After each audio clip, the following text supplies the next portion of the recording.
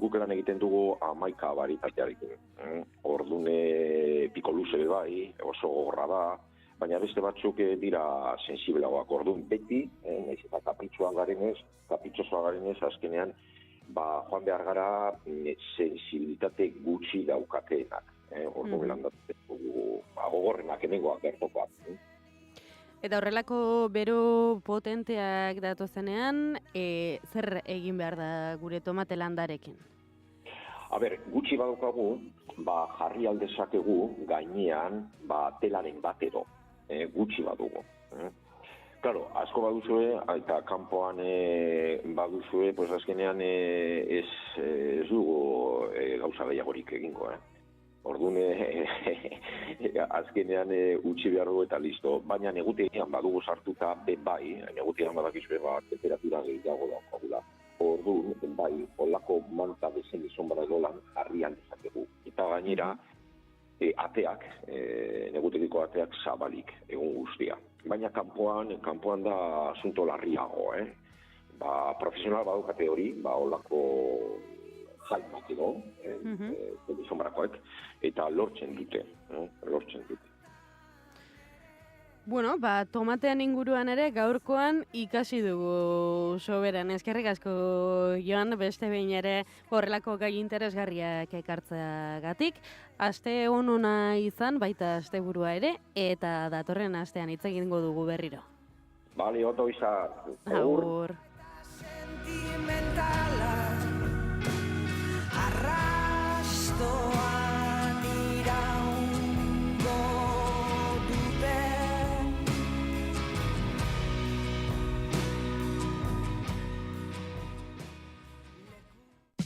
Informazioaren aria, naiz irratia.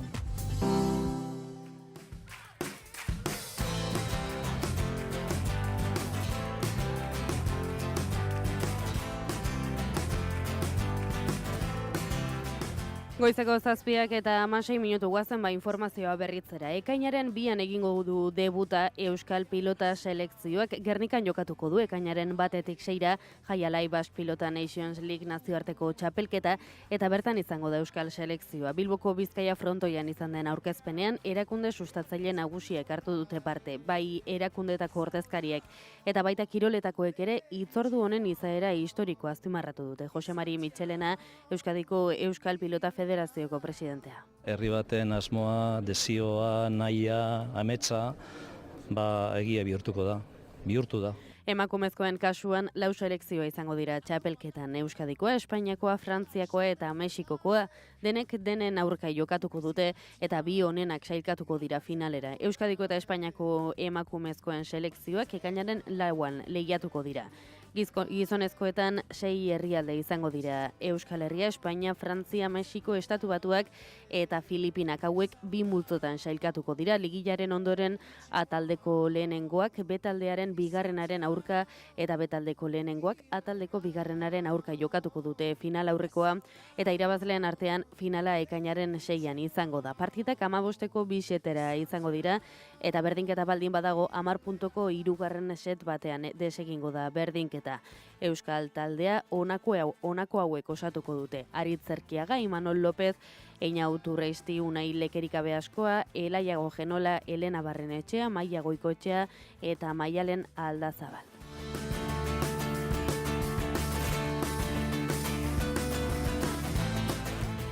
Eta pilotarekin jarraituta, igande honetan ezagutuko dugu, buruzburuko txapeldun berria Jokin Altuna ala Iñaki Artola, hor dago dema.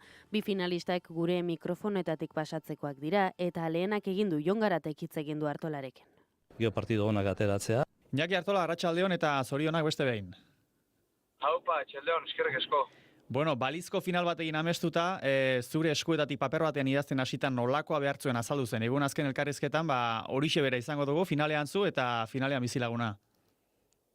Bai, alaxe da, ikiarri ez da, nire lehenko pasan unaztengatik endare bai, pixka parte gautakon, sinistu ezinik eta dena, hoi da esan dezuna, dena juntatu darlako, ez da, finalea iristea, oizan nahi nuna, beti nahi izate duna, kirolari guztik, baina, buruz buruko ilusio berezie, eta gaina, bueno, berriz aurkari behan kontra eta frontoi beren eta, bai, kasi txiste ez dut esango, baina bai zeoze xelebrego gertatu balit bezala, eta guztiz gogo eta bai.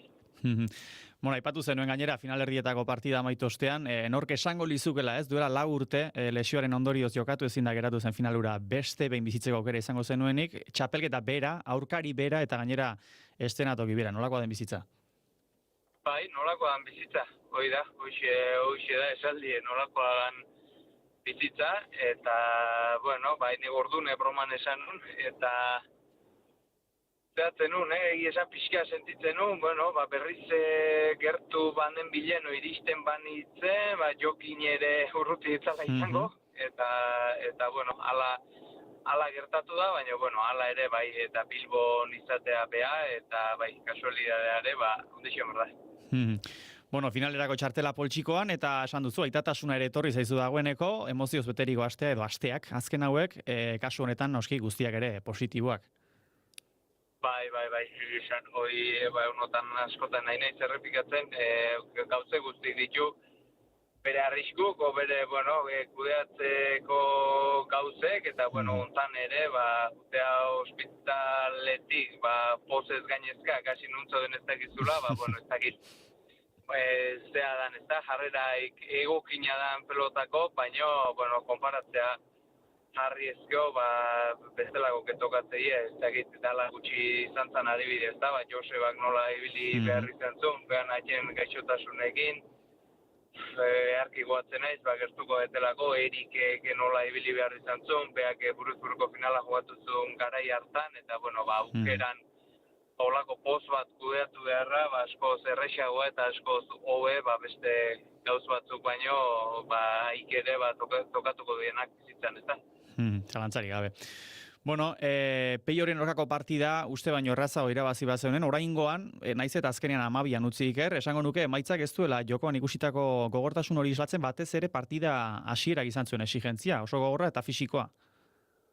Bai, guztiz ados nao, itxezun irakurketakin guztiz ados, bai izan bukaeran, bai pilotakada kopuruz, markagailuz, gutxegi kopuruz eta ere bai, bueno, uste pixka da usi intzala partidu, baina hasieran garbi ikusi izan, neozin aldeta eroizitxekela ez da, eta nik uste, nik partiduko meritu ikaundi nago emate jotena, hasierako larrazabalari, eutxi izana eo da, bai, partidu nahiko zail jarri zitzaiten, bai markailuz eta bai jokuz, behikarri jokatzen aizelako, uste gaino kanpotik beti asmatutako tantoko ez asmatutako eta oikin gehiago gehatzea, baina pelotan velozidadea eta ritmoa eta hori barrun sentitzea, eta ikerrek ikerri jartzeu, ez da?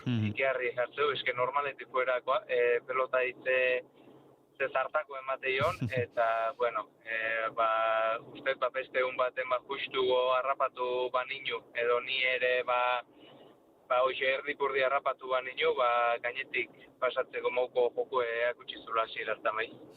Aipatzen ari gara hasieran, hasi xamarra izan zen, ez dakit urduritasunak edo tentsioa jota, baina biak ere, hori, opari asko egiten bata besteari, ez dakizu nola sentitu zinen barruan?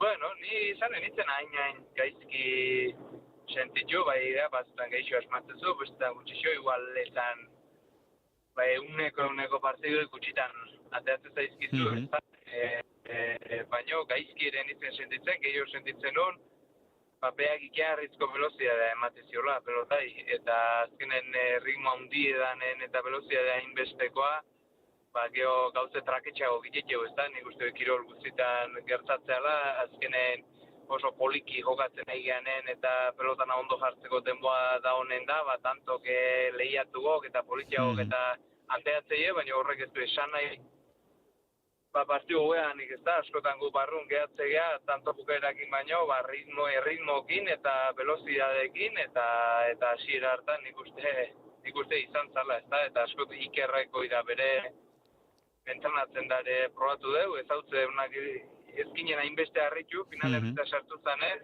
oso aurkari zaila da jokatzeko. Bueno, dena den, lortu zenuen partidan sartzea, azkenerako finalerako txartela, eta, bueno, aipatu zen egun, eta lehen ere aipatu duzu, ez? Esan zenuen finalera iristen bazinen urruti etzuela behar, amezketarrak eta hortxe izango duzu, gainaren batean. Bai, hor izangoa jokin, gaina, azkenengo ametsa erakustaldi eman da iristea, ezkin asko harritu, galtze honetan gehiago harritzegea, esan, irazte honetan baino, eta aurkari oso gor bat, ez da? Azken aldin behar da, pelotarik onena izaten, aspaldi luzen nola urte osoa denea hartu ezkeo.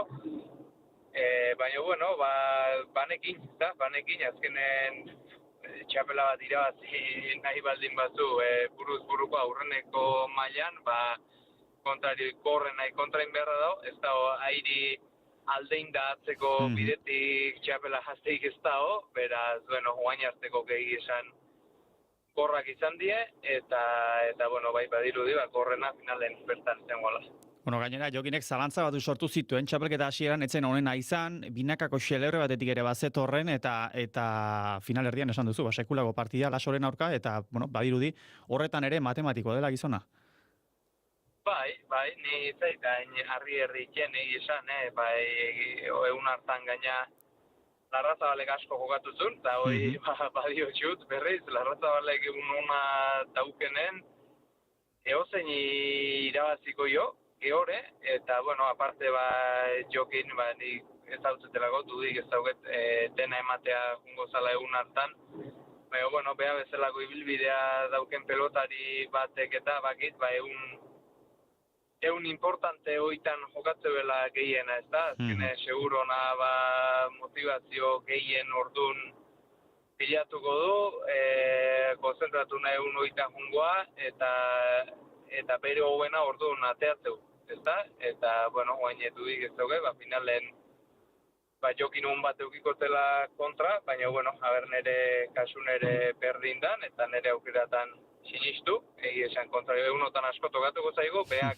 netaz zitzea eta nei behataz zitzea, baina, ez nisaiatu errauket, ne burun zentratzen, eta nire honena ateatze baldin baet, aukera izango txutela bakit.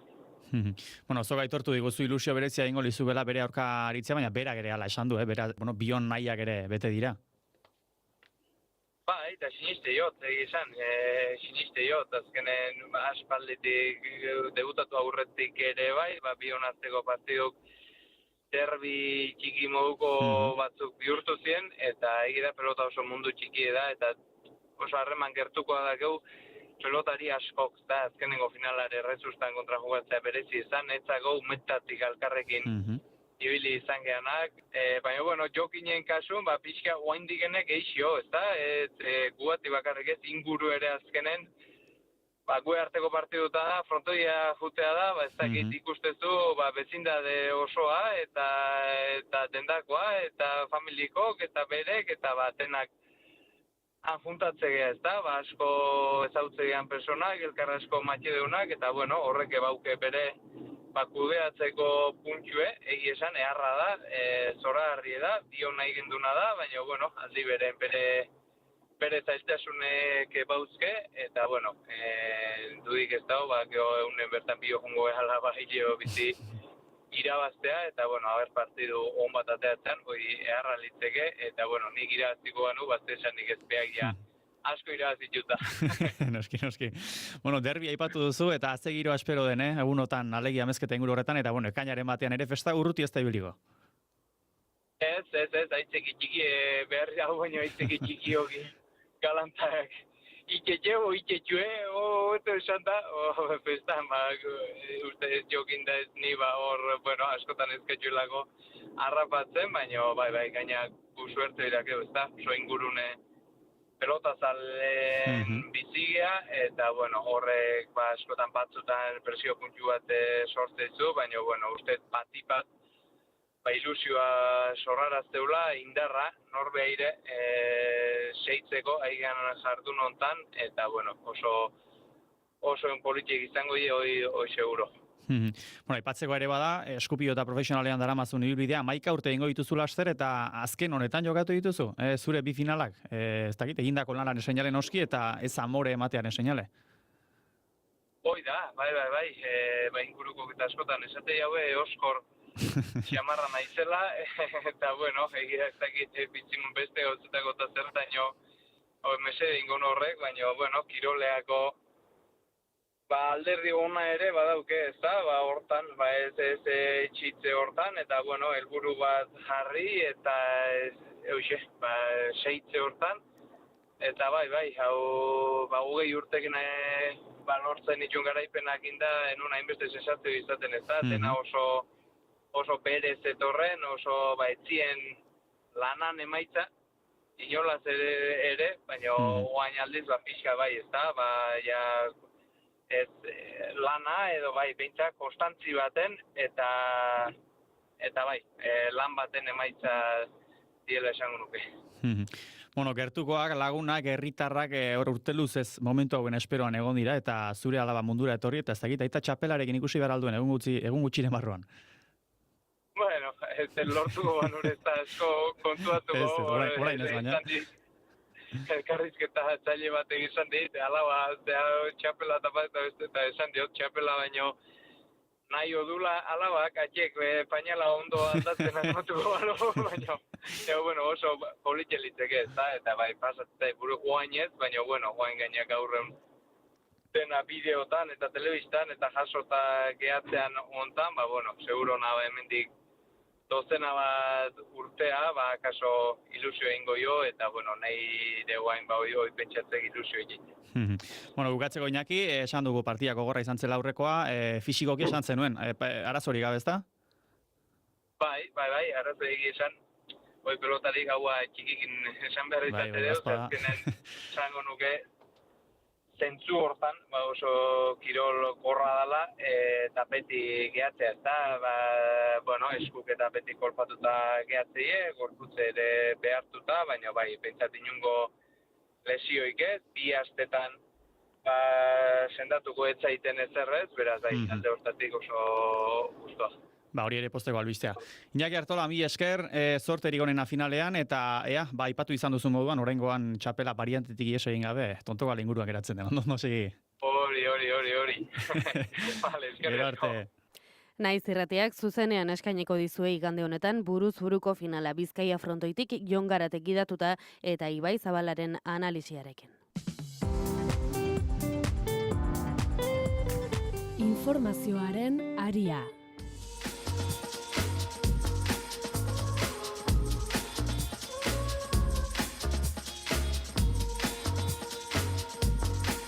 Goizeko 7:30 pasatxo gaur berandutu egin zaigu, heldu zaigu naiz eta gararen gaurko editoriala jakitzeko momentua horrela dio gaurkoak. Pilotak denen ofizialtasunerako bidea ireki du.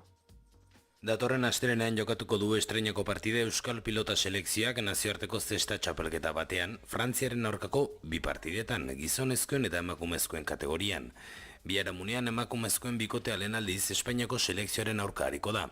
Aurrez ikusi gabeko partida hauek, nazioarteko federazioak Euskal Selekzioa aitortu ostean iritsi dira, eta gainera etxean izango dira, Jaialai Basque Pilota Nations League delakoaren baitan. Erabateko ofizialtasunari bidea falta zaio noski, oraingoz, Araba, Bizkaia da Gipuzkoari lotzen zaio eta partida askotan Euskaldunak Euskaldunen aurka ikusiko ditugu.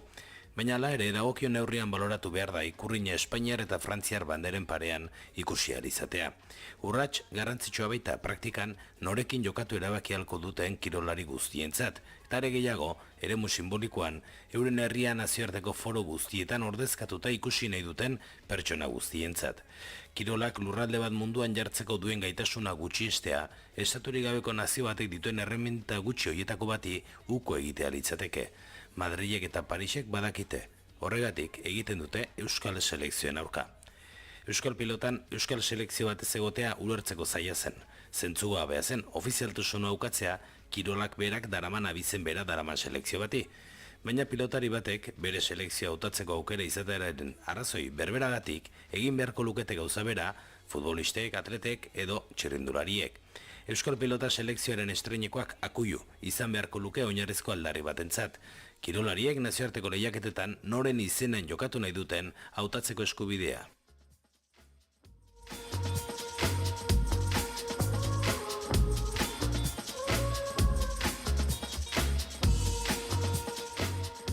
Guazen gaurko azalak errepasatzera, ere gara egunkaritik hasiko gara, etxetik egunero bezala. Gaurkoan titular nagusiak horrela dio.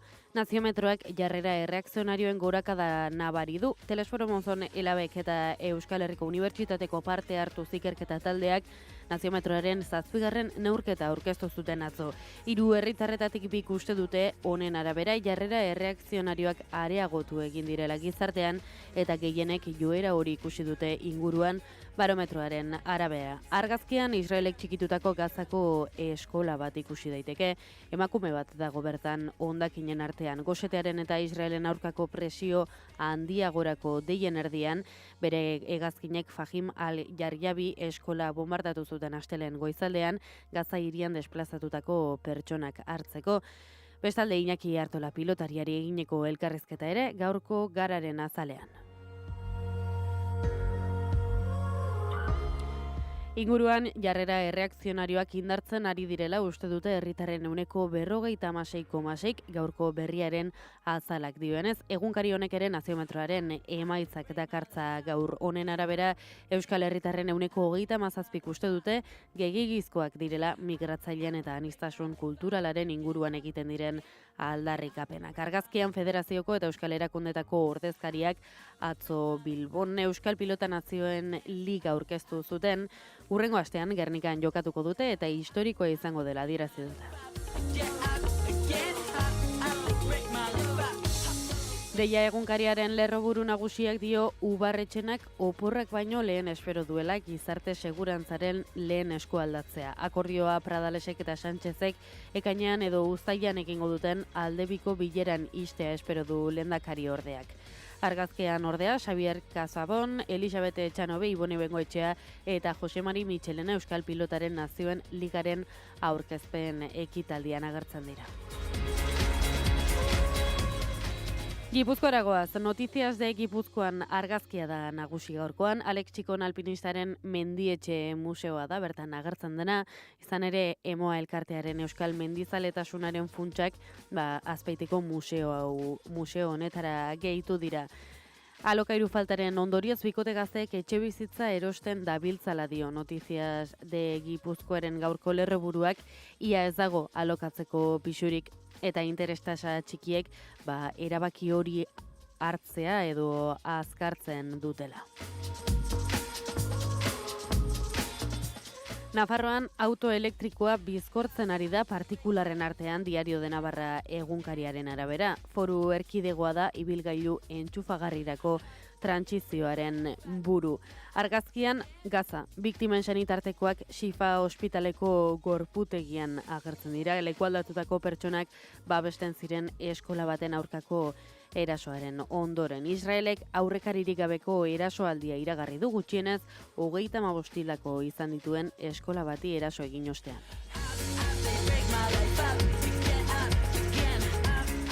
Gaurko El Correoren 2 edizioak desberdinak dira, baina badago errepikatzen den albiste bat. El Correok dio hitzez hitz, Parot etako kideak 82 krimen dituenak kartzelatik irteteko 2 baimen izan dituela. Hau da Bizkaiko edizioko titular nagusia, argazkia da nagusi, ordea azalean Israelek Gazako eskola baten aurka egin duen eraso batean hilden pertsona baten gorpua eta berari besarkatuta bere senide gaztea agertzen dira. Arabako edizioan aldiz, titularrak dio Gasteizek ekipamendu berriak geldiarazi dituela alakoan eta orube gehiago jarri dituela pisuak egiteko.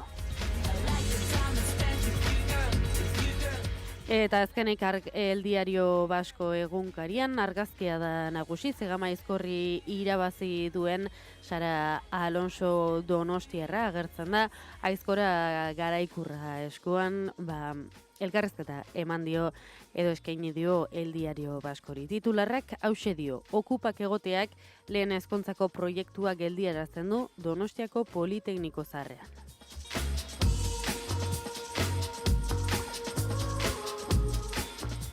Goizeko 7 eta 38 minutu pasatxo, onaino gaurko azalen errepasoa. Informazioaren aria, naiz irratia.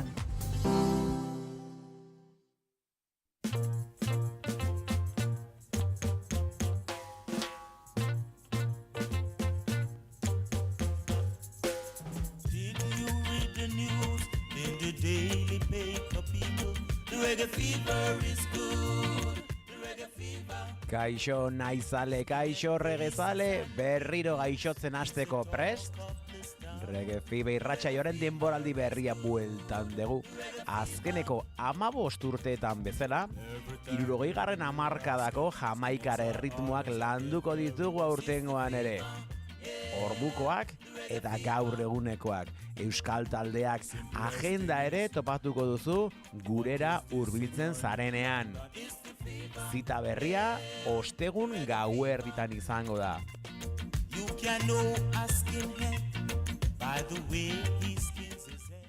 Eta ez ahaztu, reggae sukarra ona da. Don't you try to stop them, you don't know what it means. The reggae fever is good, the reggae fever.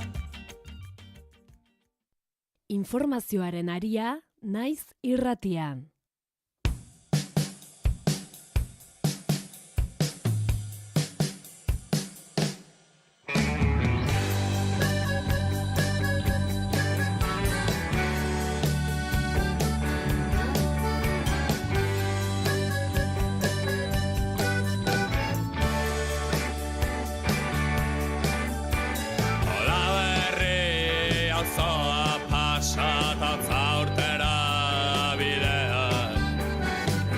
Santuko ermita eta apeadero erdi abandonatua.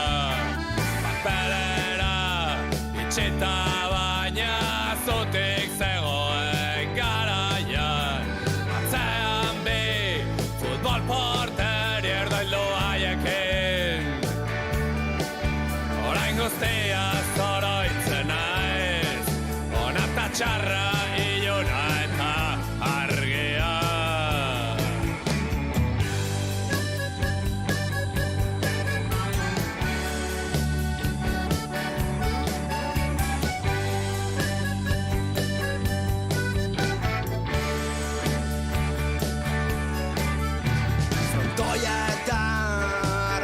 Ustel, zaporeko ura itxurrian, txoko manolo, bastartxo eta txurreria. Eliza barruan Zumalakarregi, San Adriandik bibegi, refugioa usteltzen ikusiaz. Orain guztia zoroitzen naiz, ona eta txarra iluna eta argia. Mezorio baten oroitzapenik onena, hiltzaturik bere memoria.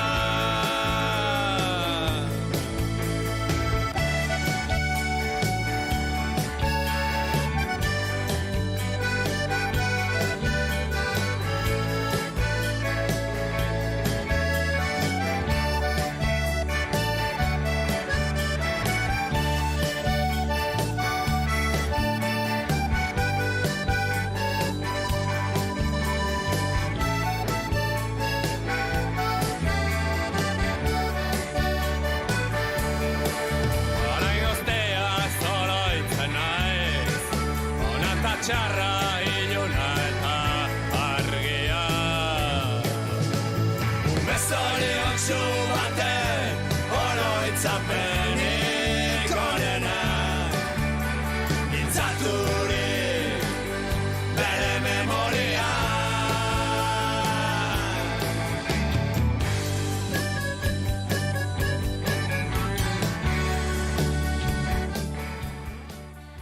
Goizeko 7 eta 53 minutu. Gaurkoan aspaldiko partez izango dugu, esandakoa, aspaldi tertulian izan, nirekin mentzat, izan ez dugu norietako bat. Gaur Elorriotik daukagu, Oñatza Izpuru, egunon. Egunon, bai, egunon. Hemen nire alboan daukat Itxaso Leon, egunon zuri ere. Kaixo, egunon. Eta Donostiatik Iker Gurrutxaga, egunon. Egunon, begira, ondo Itxaso berreskuratu zara. Bai, horretan nabil. Animo. Horrentxe egon gara komentatzen, belarriko eta apoiak, ez dakiz zer, bueno. Denetarik du. Denetik apur bat. Bai, Baina gaur etorri da. Bokazioa zer den, lan egontatzen. Bueno, lehenengo galdera egin du. Atzo ongi zaloa, oze? Bai, atzo ongi, nire urteguna ez da izaten gehien gustatzen zaidan eguna egia esan, hori ere komentatzen ibile gara. Bai, bueno, ondo, astelena, eta gaur martitzena den bezala. Galdetuko dizuet, lehenengo eta behin, asteburuan sagardotegia izan duzu, zer moduz? Iker. Oina zargatik isildu zara, ba. Oso ondo, ez? Ondo, bai, txotxero berri bat eskurretu genuen, sagardotegian. Bai, ez dugu esango nor. Txotxero zebilen, hor, zapia zintzilik zuela, eta... Ezagun bat, bai. Dena ezagutzen dugu. Bai, kasi txotxeroa zirudien, ez da oinatz? Bai. Bueno, gero itxasoketanik ere jakin nahi dugu orden, Oain ez dugu zako, ez? Orain ez. Pistatxo da bakarrik, seguru sentitu ginen. Bai. Seguru... Hortik aurrera zuek ikusi, Bale. Ez esan altuan. Ez, niko daukar teoria bat, baina ez dut esango. Gero galdetuko dira. Gero esango ditzaloari, pentsatu duena. Oso ondo. Ongi joan zen. Ongi. Kontatuko dizkiguzu, txutxumutzuak orduan. Ongi joan zen, hori da. Eta zeraren laburpena, hemen hitz egiten ez duenaren laburpena, Joarrena izan omen zen, zutik jan genuen. Senyoritoa, atondarra. Ongi joan genuen, Oso ondo. Bai. Oso ondo, eta uste baino merkeago. Baita. Hori ere esan beharra dago, uste baino. Baina ja izteko azien, ez? Uste azkeneko eguna zela. Bara, eta konturatu gainerako izten zuten. Ez dakit horretarako izan den, baina zaloan bitu deian sartu berri da, ez dakit Joarren aurpegia ikusteko izan. Normalean harinago Barrezka dagoelako. Baina... Venga, Joar itzegin zera, venga. Ez zio. Baina bai, demora azkar pasa izan, hori esan berra daukat. Bueno, hori seinale hona izaten da. Bai, beratu nuen ordularia, gero beratu nuen, ostras, joan behar bota egingo gaituzteta hemendik. Bai. Horrela izan zen, Eta gero jarraitu zenuten parranda? Bai, zan nire hau txan antzematen. Ba, nik antzematen dut. Batzu bestia bineo gehiago, Bai, nik iraun egin nuen. Bitz iraun? Ez, iraun, alegia, berandutu, prudentziaz jokatu hori guztia, eta luzatu nuen gaua, hori, prudentziagatik. Prudentziagatik? Claro. Hernanitik hori ora... Kotxea sartzeko. Claro. Vale. Prudentziagatik.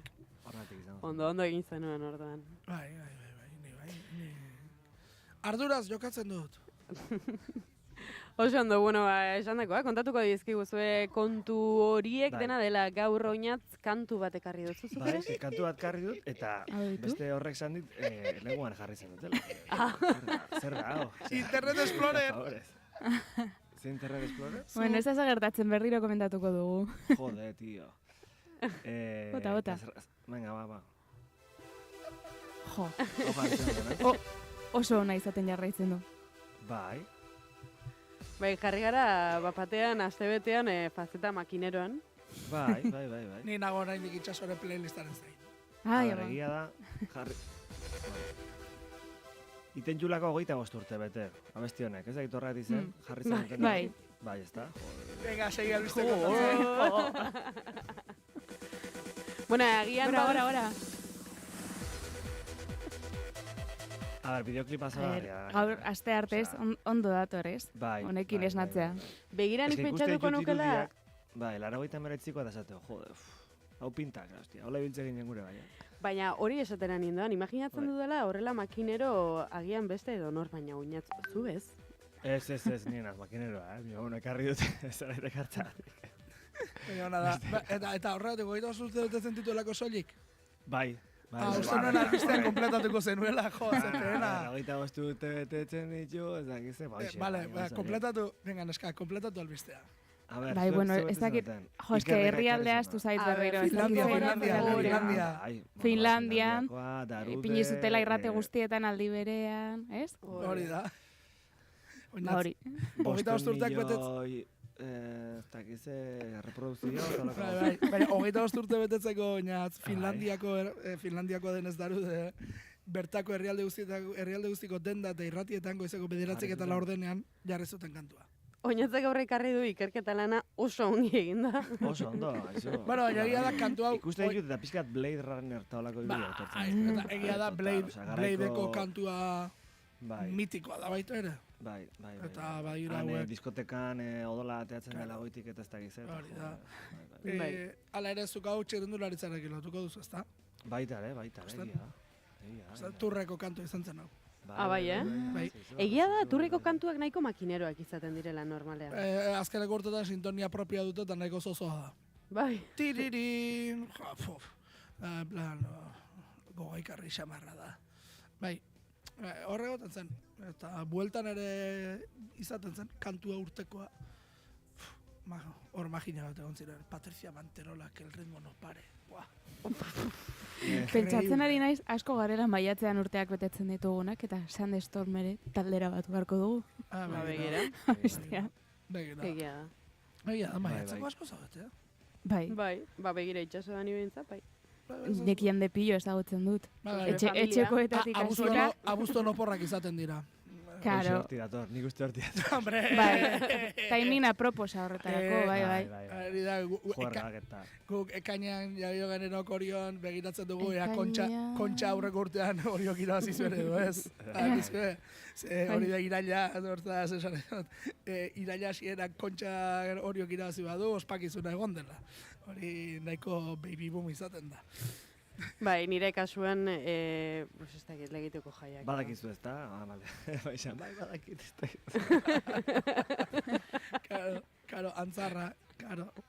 Bai, horrelako zerbait izango zen, ez dakit inoiz ez du galdetu, Bai, nik badakit testu ingurua. Esan nahi dut badakit oporretan non ziren, eta... Bai, non sortua zaren badakizu? Galizian.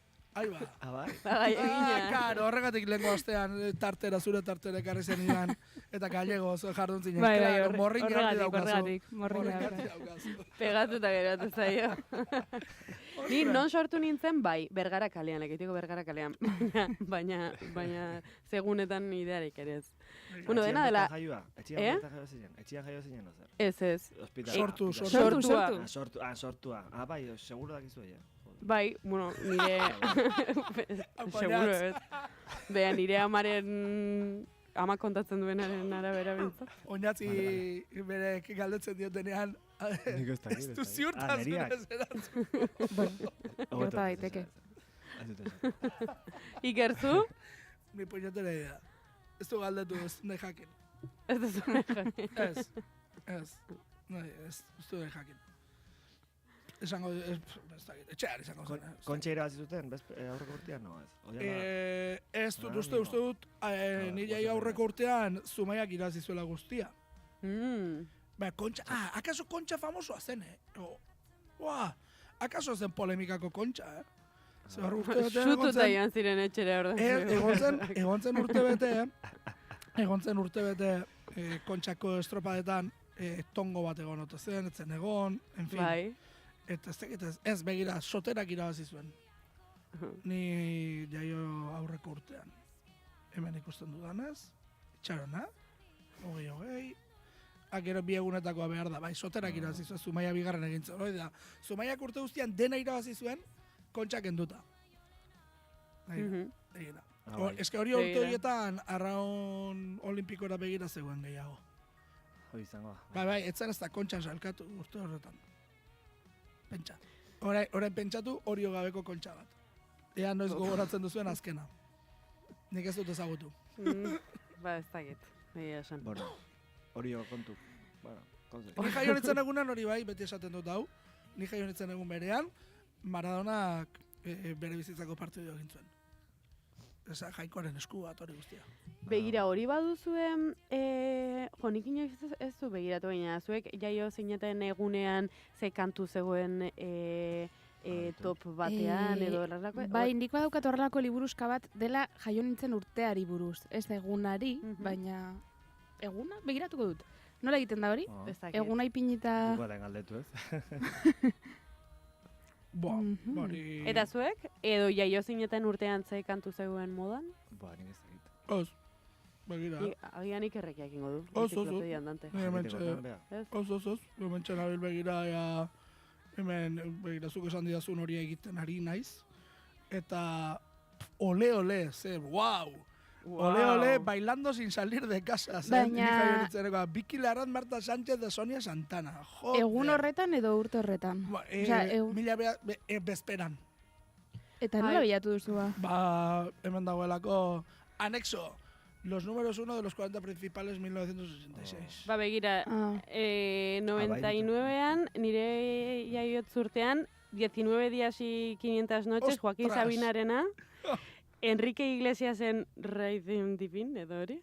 Eta Amante Bandido, Miguel Rosenetara. Amante Bandido, baina Amante Bandido 89ko bertsioa. Bai, 89ko. Bale, ni jaio nintzenean, eske agertzen dira 17koa eta 24koa, 20koa ez. Agertzen da, Your Woman White Town, hau ez dut ezagutzen, eta gero 24an Amores de Barra ella baila sola. Wow. Oinatz, zuze guretako zinen? Ni urria 28. Urriak 28, guazen begiratzen da, 86ko, hor, MC Michael G eta DJ Sven, Holiday Rap, ze kristote dau. Ez da izaren. Baina non ari zarete begiratzen? Wikipedia zerrenda badago. Baina nazioartekoetan? Ez. Hemen, Wikipediako zerrenda honetan. Los 40.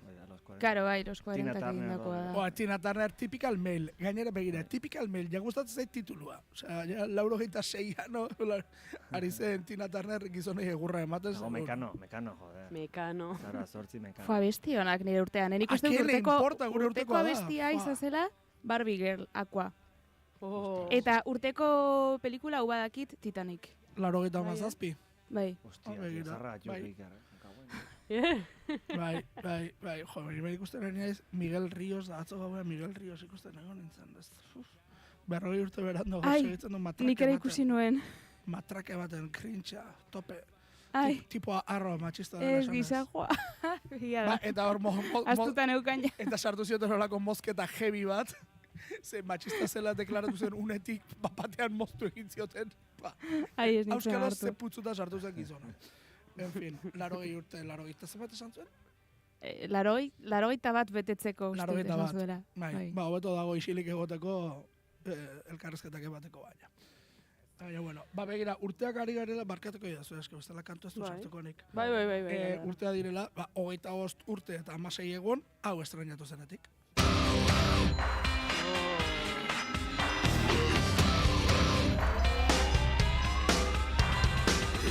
A song for the broken hearted. Hemen zaharrak izango gara, baina zuek ere badakizue.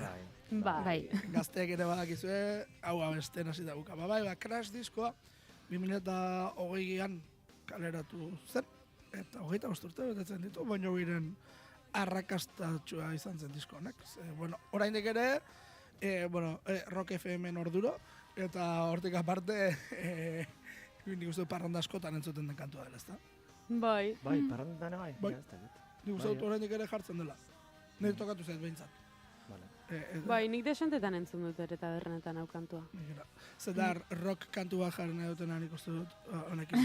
Estandarra. Egia da, heltzen dela momentu bat hau kantua ere, nire buruan behintzat dago apur bat, nik bai ditut kantu batzuk, hainbeste bider errepikatu dituztenak erromerietan, tabernetan, txosnetan, ja nekatu egiten autena guzti. Horietako bat adibidez nahi dut, esnebeltzaren gauetako euskaraz bizitz dira, hori jartzen dute momentuan nire buruak deskonedatzen du pila bat. Eta kantu hau dago ja, talde horretara sartzeko. Eske gainera pena bat da, oso onak izan daitezke, baina ja, zuretzat badukate kutsu errepikako horrori, lokaleko lehiotik ere hor taldean. Ez dakizu baloratzen. Oinatzek esan du, bideoklipa darudenena, honen bideoklipare ikustekoa da, Bai, bere Melena Rubioarekin. Baina nola tunel bat, ies bat, teknologia garaian, mugikorrean internetarekin zerbaitekin nahien, edo datuekin zerbaitekin nahien, ez dakiz zer, 2000 urtea. Kontuz. Bai, euroa sartu zen indarria, 2002. 2002. Orain 2002ko martxoan, oraindik ere pezetekin ordaindu ziteke. Horribil eginen trampetan. Nik apenas gogoratzen dut. Gogoratzen, bai, gozokiak erostera joatea horrela barruan borobila zuten zuloa zuten egin, baina ez du gogoratzen. Eske, nik arazo bat neukan gozokiak erostera joatarekin. Inoiz nuen bakarrik joan nahi, ez nekielako, bueltak eman behar zizkidaten ez eta diru kontuetan, edo zenbaki kontuetan moldatzen ez nintzen ez, kriston lotxa ematen zidan, eta beti norbaitekin jo behar nuen orduan, ez daukat oroitzapen hori, ez pestetekin, ez euroekin, beti norbaitekin. Ez dakit, lotxa ematen zidan, momentu horretan nik dirua edo zenbakiak kudeatu behar izateak. Nola bait. Horra zen nire matematikiko trauma. Diskalkulia. Bai. Bueno, gertatzen diren gauzak. Hori da, gertatzen diren gauzak, gertatzeko zorian dagoena da 8 joko dutela, beraz kantuarekin utziko dugu gaurkoa. Oso ondo. Venga, bihar arte. Bihar arte.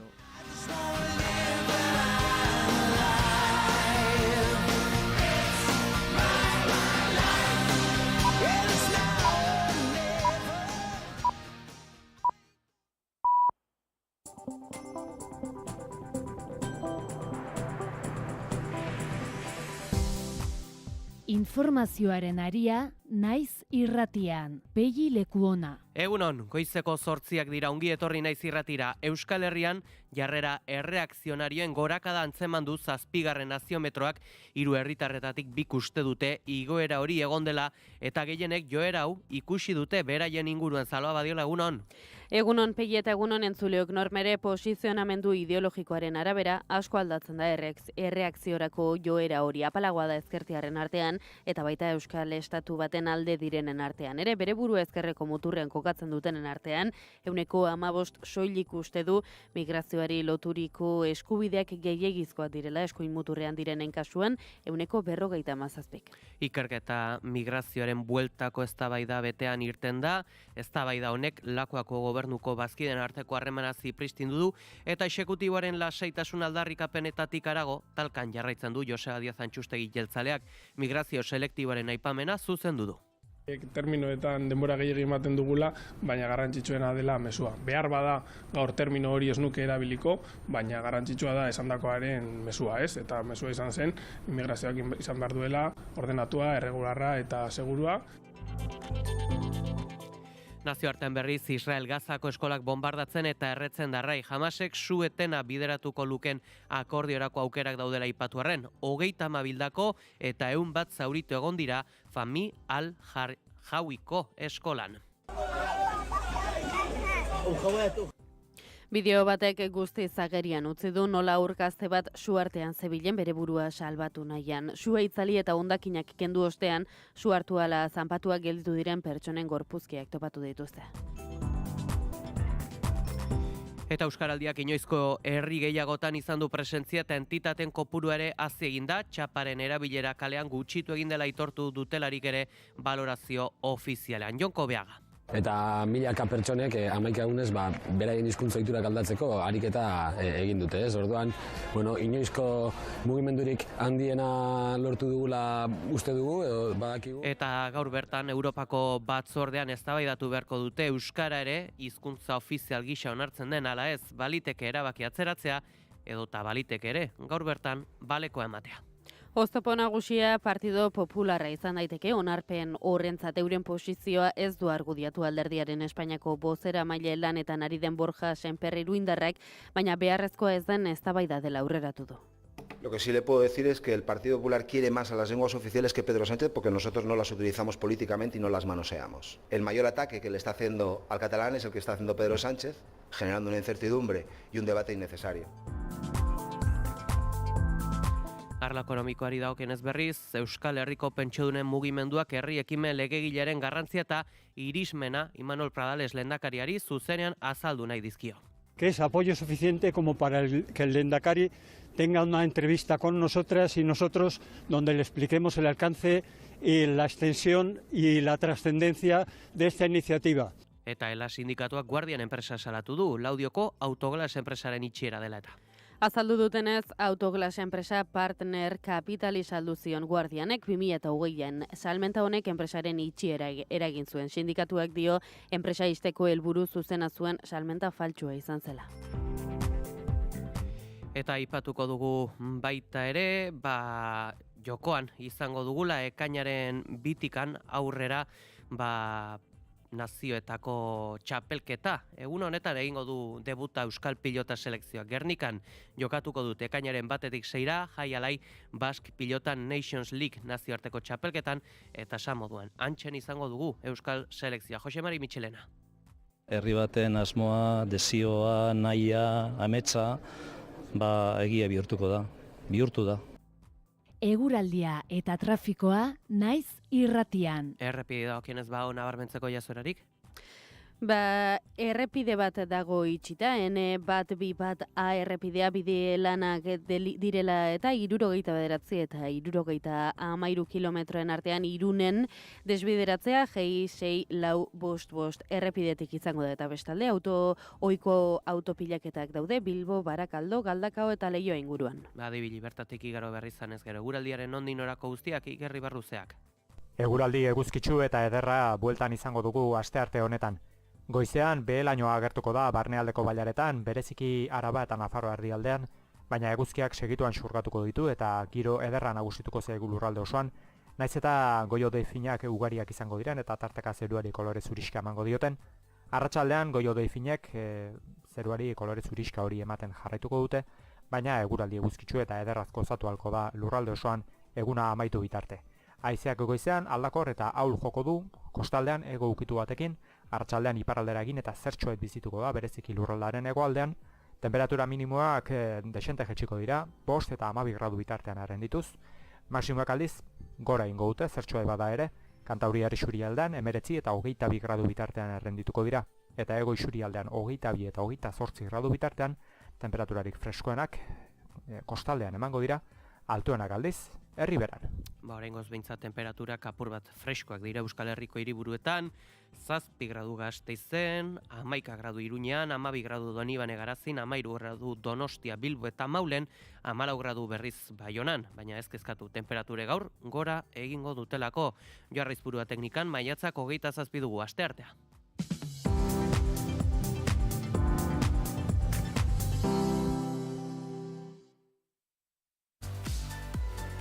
Burdindegi honek pintura makina tintometrikoak ditu nahieran eta pintura apaingarriko konponbide ugari. Alkain Hondarribia eta Alkain Astigarraga. Erantzunik profesionalena hauetan ere bai. Iturdindegia, tresnak, laneko arropa, eraikuntza materialak. Bai, Alkainen! Udaz gozatu nahi duzu aldi berean ezagutzak eguneratuz? Hurbil zaitez UIKara. Euskal Herriko Unibertsitatearen uda ikastaroetara. UIKA, jakintza partekatua, informazio objektiboa eta ikuspegi kritikoa bilatzen duen ororentzako gune irekia da. Sartu uika.eus atarian. Egungo erronkei begirada ireki eta anitzetik erantzuten dien prestakuntza eskaintza topatuko duzu. Zatoz uda ikastaroetara, jar zaitez ezagutzaren alde.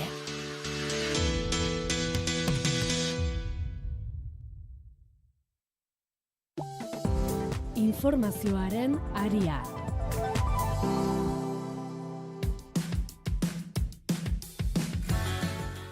Euskal Herrian jarrera erreakzionarioen gorakada atzeman du 7. naziometroak. 3 herritarretatik 2 uste dute igoera hori egon dela eta gehienek joera hori ikusten dute beraien inguruan.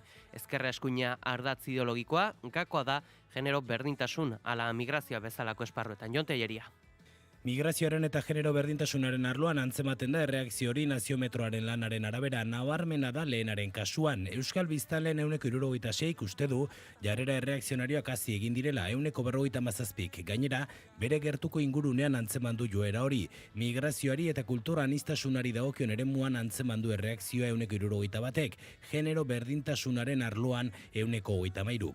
Norbere posizionamendu ideologikoaren arabera asko aldatzen da erreakziorako joera hori, apalago handiagoa da ezkertiarren artean eta baita Euskal Estatu baten alde direnen artean ere. Bere burua ezkerreko muturrean kokatzen dutenen artean 15%ek soilik uste du migrazioari loturiko eskubideak gehiegizkoak direla. Eskuin muturrean direnen kasuan 47%. Genero berdintasunean ere gauza bera, ezkerrekoen artean 9% dio gehiegizkoa dela egiten den aldarria eta 48% dira eskuin muturrekoen artean. Euskal Estatuaren aldeko ardatza hartuta, honen alde direnen artean 53% uste du egokia dela genero berdintasunaren arloan dagoen aldarria, 15%ek uste du gehiegizkoa dela. Euskal Estatuaren aurkakoen artean ordea datuak erreakzionarioagoak dira, 42% uste du gehiegizkoa direla eta 22% soilik egokiak direla. Adinari dagokionez ere, 30 urtetik gorakoen artean jarrera dezente itxiagoak dira migrazioari dagokionez. Beste ardatz bat, generoarena, gizonen erdiak uste du migrazioaren inguruko aldarriak gehiegizkoak direla, emakumen artean erdia da, 25%. Genero berdintasunari dagokionez ere, gizonen 23% dio gehiegizkoa dela, 20% ez da iristen emakumen artean. Gizartean migrantek izan behar duten paperaz galdetuta, ia erdiak ezinbesteko rola egozten die. Laurdenak inguruk dio muga batzuk ezarri behar zaizkiela eta 20% jarrera are murriztaileagoa babesten dute. Zer da Euskal Herritar izatea? Biztanleen 60%rentzat Euskal Herrian lan eta bizitzea da baldintza nagusia. Jaiotze irizpide inkesta egin dutenen 21%ek soilik defenditu du. Euskararen transmisioa migrazioaren arloan baikorra dela uste dute gehienek, bereziki gizartea kohesionatzeko elementu gisa 60%ek dio hori. Eta ipatu dugun, 7. azken naziometro honetan, Euskal Estatu baten aldekotasunak gora egin du. Galdekatuen 53%ak uste du, erreferenduma dela estatusa aldatzeko biderik egokiena, eta honi buruzko galderetan erabakitze eskubidea da, baikortasun handiena balortzen duen elementua. Galdekatuen 76% alde dago. 28,5%ek dio Euskal Estatu baten alde dagoela eta kontrakoen jarrera asko murriztu da. Naziometroa hasi zenetik daturik apalena da, laurden bat pasatxo ageri baita aurka. 28,5%ek ez du iritzi argirik edo abstentziora joko luke. Azken talde honek hazkundea izan du naziometroak azterlana abiatu zuenetik. 43%ek estatus politiko aldatzeko bidea erreferendum bidez egin behar dela uste du. Euskal Lurraldeen harremanari dagokionez, 27%ek harreman gehiagoren alde egiten du, 21%ek instituzio bateratuak nahiko lituzke, eta eren bat da bakoitzak bere aldetik jarraitzearen alde egiten duena. Eskumenak areagotzearen alde dago 44%, eta oso gutxi dira zentralizazioaren alde egin dutenak. Erabakitzeko eskubideari dagokionez, 76% dago honen alde, eta 73% inguruk dio, estatuek balizko erreferendum baten emaitza onartu beharko luketela. Eta naziometroaren emaitzak ezagutu ditugularik, migrazio arloko eztabaida politikoak aurrera darrai. Peio Txandianok esan du, Euskal Herritarra dela, Euskal Herrian bizi eta lan egiten duen oro Aitor Estebani erantzunez. Euskal Herritarra da, Euskal Herrian bizi den oro eta Euskal Herrian lan egiten duen oro. Euskalduna da gainera, Euskaldun izan nahi duen oro. Beraz, hori da gure posizio politikoa migrazioen aurrean. EH Bilduko legebiltzarkideak kohesio soziala eraiki behar dela nabarmendu du, askotariko kulturak egongo direlako aurrenantzean. Bere esanetan hizkuntza izan behar da, sare horiek ehuntzeko tresna. Euskal nortasuna, hizkuntza badela kohesio soziala eraikitzeko behikulo importante bat. Eta hontan instituzio publikoek berriro badaukate erantzukizun handi bat, eta da nola eman euskara Euskal Herrian bizien jende horri guztiari. Eztabaida honek Lakuako gobernuko bazkiden arteko harremana zipristindu du, exekutiboaren lasaitasun aldarrikapenetatik harago talkan jarraitzen du Joseba Diaz Antxustegi jentzaleak, migrazio selektiboaren aipamena zuzendu du Radio Euskadin eskainitako elkarrizketan. Terminoetan denbora gehiegi ematen dugula, baina garrantzitsuena dela mezua. Behar bada gaur termino hori ez nuke erabiliko, baina garrantzitsua da esandakoaren mezua, ez? Eta mezua izan zen, immigrazioak izan behar duela, ordenatua, erregularra eta segurua. Jeltzalearen ustetan, lana izan behar da integraziorako bide. Estebanek bezalaxe, beste alderdi batzuei bere iritzia eman ez izan leporatu die, hori populismoaren mesedetarako izango dela kritikatuz. Alderdi batzuei horrelako polemikak sortzea interesatu izan zaiela, eta niri hori oso arriskutsua iruditzen zaitu. Uste dudalako eztabaidak daudenean, eztabaidatu behar ditugula gai horiek. Eztabaidatzen ez baldin baditugu, lortzen dugun gauza bakarra da populismoek aurrera egitea, eta hori da ekidin nahi duguna momentu honetan. Informazioaren aria.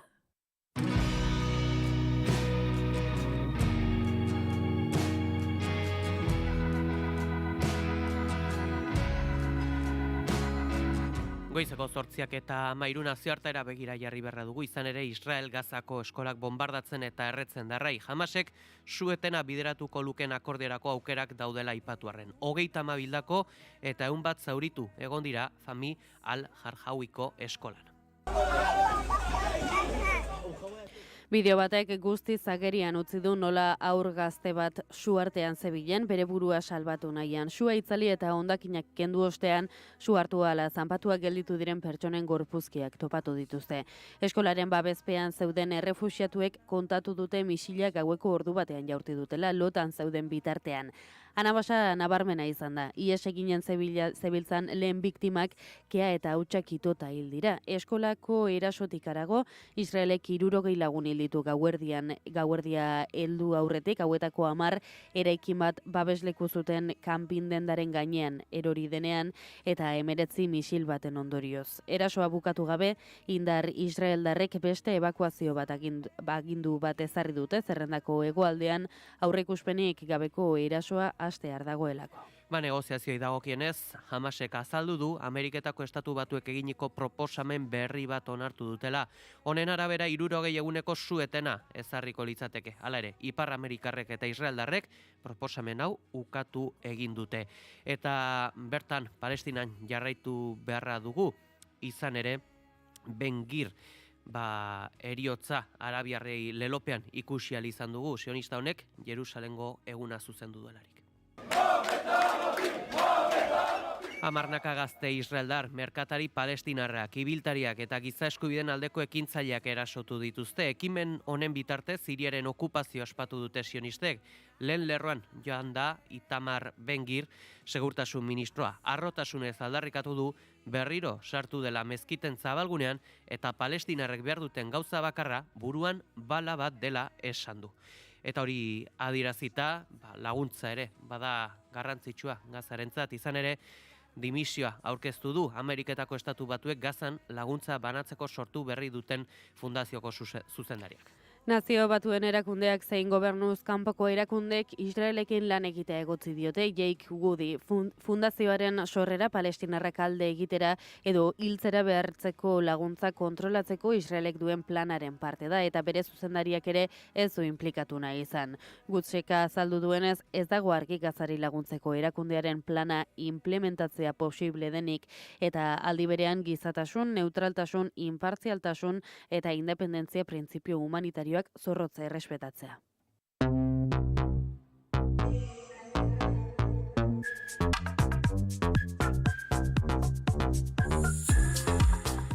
Europako batzordean gaur bertan eztabaidatu behar dute euskara hizkuntza ofizial gisa onartu ala ez, baliteke erabaki atzeratzea eta baliteke ere gaur bertan balekoa ematea.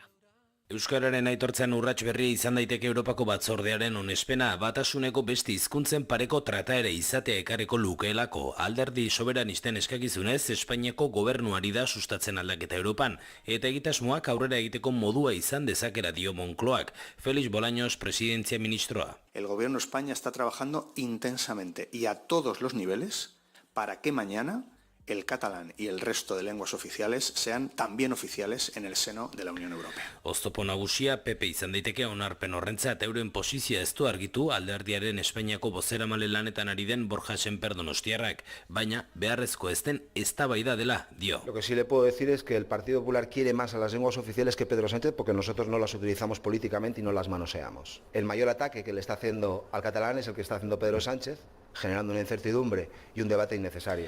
Gurean, aurrera egingo duenaren esperantza eta zurtzia elgartu dira. EAJak egun historikoa izan daitekela dio, Aitor Esteban. Euskaldunentzako ez ospakizun eguna izan leiteke, oso garrantzitsua. Ofizialtasunak aurrera egin dezan itxaropena dugu Eusko Alderdi Jeltzalean. Eta bide berean hitz egin du Peio Otxandiano EH Bilduko ordezkariak ere, baina aurrera egin ere oraindik lan asko geratuko dela egiteko ohartaraziz. Importante izango da eta gure ustez ekarri behar du inflexio puntu bat. Zeren horrek ez ditu gauzak egun batetik bestera aldatuko eta ez da izango nolabait momentu honetan euskara behar duen jauzi horren oinarrezko zutabea. Lagungarri izango da zalantzari gabe. Kontseiluak ere euskararen ofizialtasunaren aldariari bultzada izan daitekela dio, baina zuhurtzia eskatu du. Manis Mantxola EITB-en. Bai baikortasunez, baina baita ere zuhurtziaz. Baikortasunez hartzen dugu, baiezko aterako balitz, urrats garrantzitsua litzatekelako euskararen ofizialtasunari dagokionean, bai nazioarteko aitortza aldetik eta baita ofizialtasun horrek euskaldunon egunerokotasunean eragin zuzena izango luketen ondorio ekarriko lituzkelako. Era berean zuhurtzia sartzen dugu badakigulako 27 estatuek aho batez onartu behar dutela edo gutxienez aurkako bozkari gabe eta badakigulako estatu batek baina gehiagok erresistentziak adierazi dituela, bai hizkuntza gutxituak bere lurraldean dituelako edo baita Europako alderdi popularraren kide direlako eta ez daudelako neurri honekin erabat ados. Astearte honetan lehen erabakia bozkatu ala ez izango da eta beraz baliteke erabakirik ezartzea eta aurrera gorako uztea.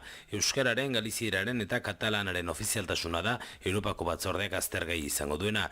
Juntxek Pedro Sánchez presidente izateko baldintzen artean jarri zion aitortza hori Europan sustatzea. Euren herrialdetan ere hizkuntza gutxituak dituzten estatuen kontrakotasuna da, gainditu beharreko oztopo nagusietako bat. Eta Euskaraldiak inoizko herri gehiagotan izan du presentzia eta entitaten kopuru ere hazi egin da. Txaparen erabilera kalean gutxitu egin dela aitortu dute berriz balorazio ofizialean. Hala ere, datu orokorrak oso indartsuak dira. 450 herritan antolatu dira batzordeak, inoizko daturik altuena da, eta herrietako batzordeetatik koordinazioko kidek jaso duten erantzuna beti bezain indartsua aritu dela izan da. Jon Kobiagak inoizko mugimendurik handiena lortu duela nabarmendu du EITB-en. Eta milaka pertsonek 11 egunez beraien hizkuntza ohiturak aldatzeko ariketa egin dute, ez? Orduan, inoizko mugimendurik handiena lortu dugula uste dugu edo badakigu eta beraz balorazioa ezin da positua ez den beste zer izan. Identifikatu dugu jendeak Euskaraldian parte hartu duela, txapa jaso dituela Euskaraldian izena eman gabe ere. Orduan, bihartik aurrera hasi beharko gara aztertzen zeintzuk izan diran benetako emaitzak, ez? Egia da, aurreko albistean aipatu bezala, toki batzuetan identifikatu dugula txapa asko ikusi direla eta beste batzuetan gutxiago. Orduan, horren arrazoiak ere zeintzuk diren aztertu beharko dugu. Aurtengo aldaketa nagusia udazkenetik udaberrira pasatzea izan da eta balorazio baikorra egin dute erabaki hortaz. Datu gehiago entitatei dagokionez, 7.500 izan dira aurreko urteetako izan emate kopurua gaindituz. Norbanakoei dagokionez, 135.000 kopurua eman dute antolatzaileek, baina horiei gehitu behartzaile izena euskarri fisiko bidez eman dutenak, horiek zenbatu gabe daudelako eta izenik eman gabe parte hartu dutenak ere. Informazioaren aria. Goizeko 8:21 heldu garela, aipatu berra ditugu bestelako kontu ekonomikoak. Atzo astelehena izan zen, pentsiodunen eguna Euskal Herrian, eta injustu mugimenduak herri ekimen legegilaren garrantzia eta irismena Imanol Pradales lehendakariari zuzenean azaldu nahi dizkio. Herri ekimenak 145.000 sinadura sindikatu guztien eta hainbat eragileren babesa du. Aritz Santamaria. Euskal Herriko pentsiodunen mugimenduak aurkeztutako herri ekimen legegilea pentsiodunen prekarioen bizitza hobetzea du helburu. Pentsiodunen mugimenduaren ustez ekimenak nahiko babesa du lehendakariarekin biltzeko. Izan ere, 145.142 sinadura bildu dituzte, eta sindikatu guztien zen eragile andanaren babesa lortu dute ere bai. Que es apoyo suficiente como para que el lehendakari tenga una entrevista con nosotras y nosotros donde le expliquemos el alcance y la extensión y la trascendencia de esta iniciativa.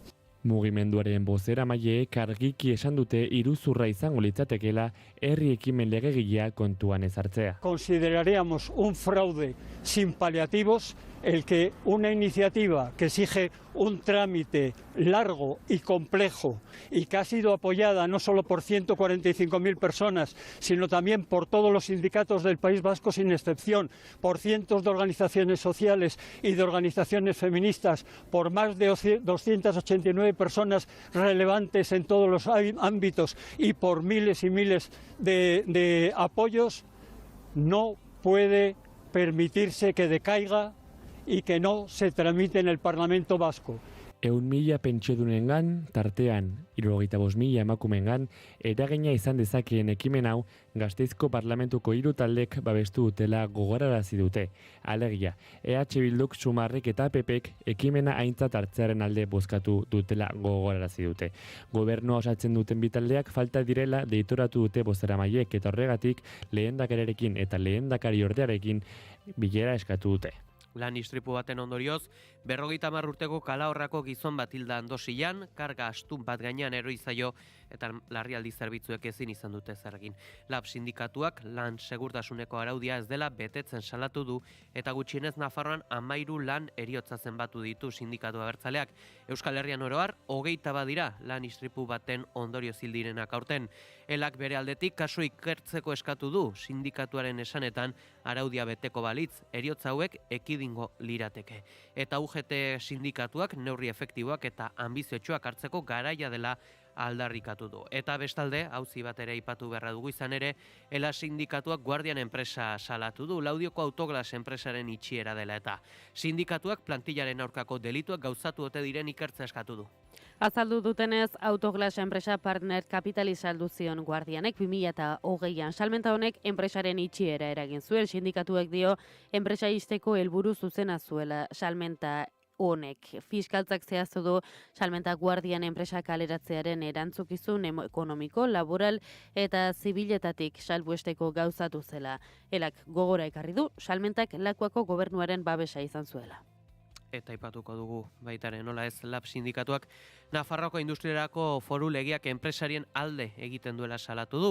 Sindikatuak kritikatu du Nafarroako gobernuak laben zuzenketa gehienak ezeztatu dituela eta gauzak horrela legearen bigarren zirriborroak bere izera enpresarialari eusten diola kritikatu du.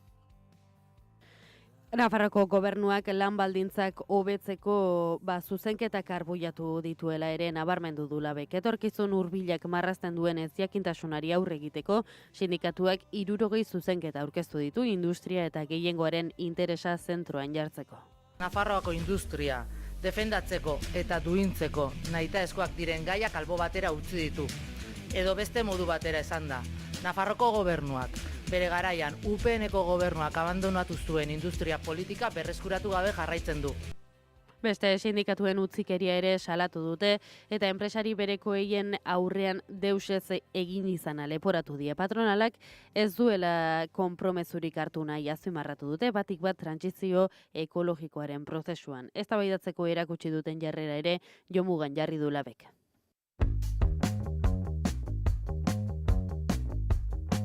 Iruñeko hilerrian 36ko estatu kolpearen ostean frankistek hil eta oraindik identifikatu gabe dauden pertsonen gorpuzkia gordetzeko panteoi berria inauguratu dute lehen 15 exekutatuekin.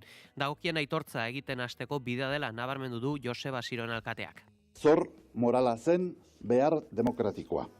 Une hartan, 1936ko kolpe militarraren ondoren fusilatutako pertsonen gorpuzkiak zeuden panteoian identifikatu gabe. Gaur egun, jende askoren aleginari esker, espazio hori zabaldu eginda. Udalak eta Nafarroko gobernuak garaian sinatutako konpromezuaren ostean heldu da ekimen hau elkarbizitzarako ezinbesteko urratsa dela nabarmendu du Ana Ollo kontseilariak. No es simplemente la inauguración de una obra y el traslado de unos cuerpos. Es un acto importante en un espacio cargado de simbología. Un lugar para la memoria, pero para apuntalar también las bases de un futuro en paz y en convivencia. Gorpuzkiak modu ordenatuan sartu dituzte DNA bankuko frogak egitean hauen identifikatzea albidetu alizateko. Gaur-gaurko 388 kasu zabal dauzka Nafarroak DNA bankuan senidek emandako laginekin bat egingo duten gorpuzkiak noiz topatzeko zein. Eta oroimenaren arloko eztabaidak ere, heldu dira Espainiar Senatura. Frankismoaren gorazarrearen aurka egiteko balio beharko luken legea, goitik bera aldatzeko saiakeran ari da PP, erakunde frankistak zuritu nahi ditu eta aldi berean euren ustez, etarekin lotura izan omen dezaketenak zigortu.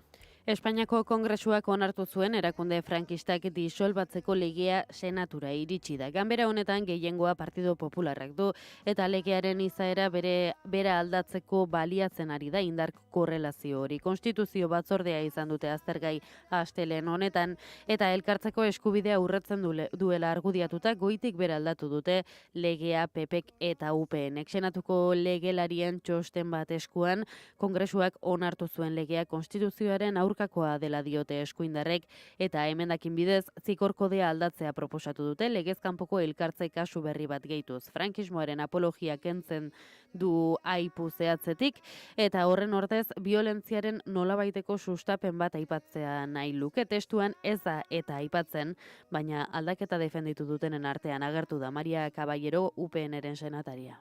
A nosotros nos parecía oportuno que si se trataba de hacer una denuncia a determinadas asociaciones que apoyan pues, los regímenes totalitarios, la falta de libertades, la revictimación de las personas que las han sufrido pues, atropellos como puede ser el franquismo y toda la apología del año 36, pues también que menos que incluir la apología del terrorismo o delitos pues, que ensalcen a la banda terrorista ETA o cualquier otra organización. Eskuindarrek proposatutako bidea ordea dagoeneko nolabait zigorkodean jasota dagoela gogoratu du Mario Zubiaga, Euskal Herria Bilduko senatariak eta moldaketa honek egingo lukeen bakarra mota guztietako eragileak jopuntuan jartzea izango litzatekeela dio. Porque nos encontraríamos con situaciones como, por ejemplo, movilizaciones a favor de los derechos y libertades o las libertades del pueblo palestino o de las mujeres contra países o regímenes políticos como China, como Qatar, como Afganistán o como Israel, y una mera incitación a la violencia pueda llevar a la legalización de asociaciones, en este caso a favor de los derechos de la mujer o los derechos del pueblo palestino. PSOEk hartu dio kargu PPri frankismoa zuritzeagatik ari dela aldaketa hauek sustatzen egotzi dio Antonio Magdaleno senatariak. Nos quieren colar nada más y nada menos que una reforma del Código Penal con delitos de distinta naturaleza. Un cambiazo, señorías, con el que quieren ocultar que no apoyan a disolver a las asociaciones que humillan a miles de españoles y de españolas que fueron víctimas de la dictadura en nuestro país. Y es que el PP sigue blanqueando tanto la dictadura franquista como a sus aliados, sucesores de extrema derecha, sucesores de la misma. Batzordean onartutako testua senatuko osoko bilkurara joango da orain eta bertako gehiengoa baliatuko du PPek onartzeko. Baina ondoren berriro kongresura joan behar du eta ez usterik ezean jatorrizko testua bihurtuko da lege frankismoaren aurka egin asmo duena.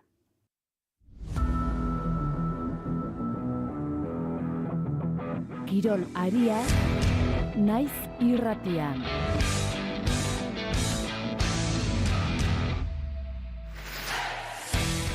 Goizeko 8:30 direla kirol kontuetan murgildu beharra dugu, izan ere ekainaren 2an egingo du debuta Euskal Pilota selekzioa. Gernikan jokatuko da, ekainaren 1-tik 6 Jaialai Basque Pilota Nations League nazioarteko txapelketa eta bertan izango dugu Euskal selekzioa.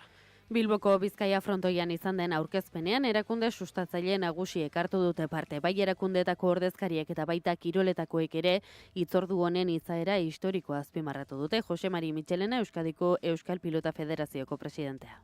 Herri baten asmoa, desioa, nahia, ametsa, egia bihurtu da. Emakumezkoen kasuan 4 selekzio izango dira txapelketan. Euskadi, Espainia, Frantzia eta Mexiko denek denen aurka jokatuko dute eta bi hoberenak sailkatuko dira finale da. Euskadiko eta Espainiako emakumezkoen selekzioak ekainaren 4an lehiatuko dira. Gizonezkoetan 6 herrialde izango dira Euskadi, Espainia, Frantzia, Mexiko, Estatu Batuak eta Filipinak. Hauek 2 multzotan sailkatuko dira.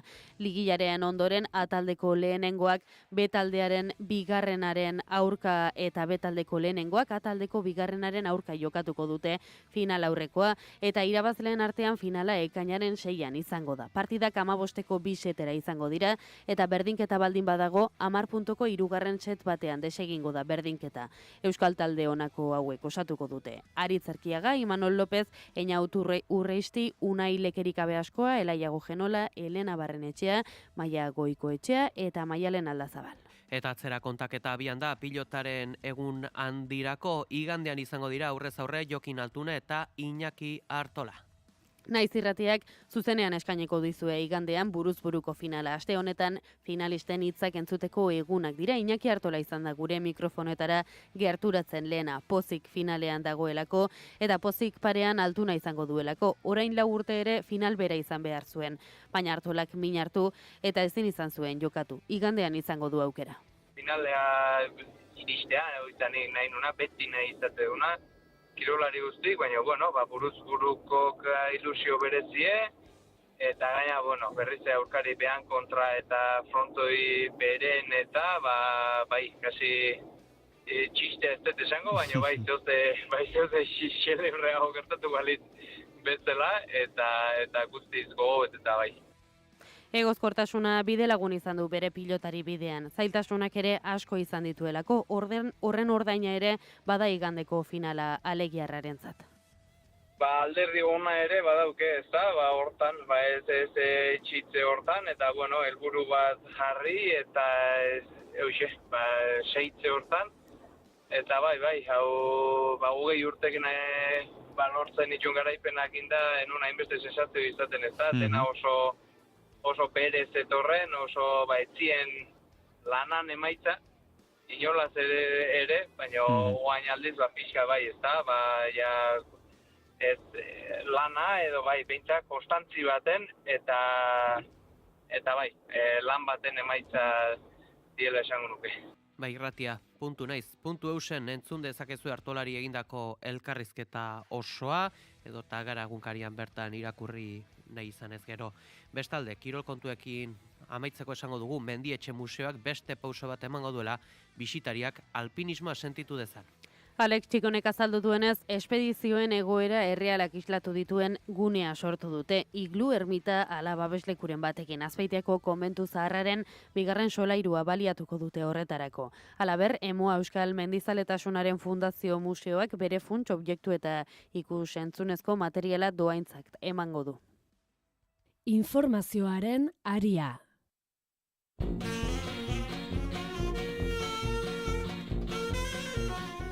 Goizeko 9:25 gutxi, Auritz eta Donazarreko aztarnategietan 2 urrezko eraztun topatu dituzte. 40 kilometrok eta Pirinio mendiek banatzen dituzte 2 herri hauek, baina erromatarren galtzada batek lotzen ditu. Arantzadi koordinaturiko ikerketa baten ondorio dira, urrezko 2 eraztun hauen topaketak, Eure Eskualdearen proiektu baten baitan. Lehenengo eraztuna 2018an aurkitu zuten, Zalduako aztarnategian Auritzen. Pirineoen beste aldean atzeman zuten iaz 2024an, 2. eraztuna, bien arteko antzekotasun handiak dira proiektuaren zuzendariak, Oiane Mendizabalek azaldu duenez. Kalerri osoan 5 bat eraztun aurkitu direla osorik. Horietatik 2 dauzkagu hemen, eta horrek azpimarratzen du baita ere, lurralde honek izango lukeen garrantzia, egiteko pertsonaren bat izango litzatekeela. Oso antzekoak izatea eta garai berekoak izatea nabarmendu du Mendizabalek ere, eta adierazi du horrek erakusten duela nola Erromako galtzadak lurraldea egituratzen zuen. Mendizabalek adierazi duenez, aurkikuntza hauek erakusten dute Erromatik iristen zirela objektuak, kulturak eta ideiak. Azkenik, Pirineoak oso lotura estua zutela Erromatar inperioaren merkataritzarekin azpimarratu du.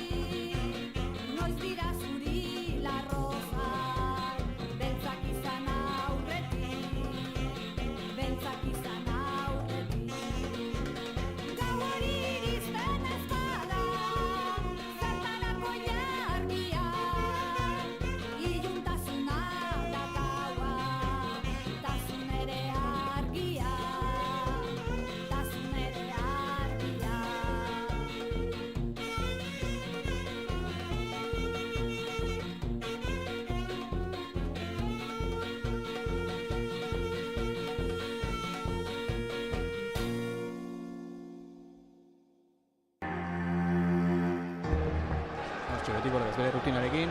Falta eman dio. Bai, epaileak oso labur, eskua txau epaileak ez du zalantzarik izan, 7 eta 9.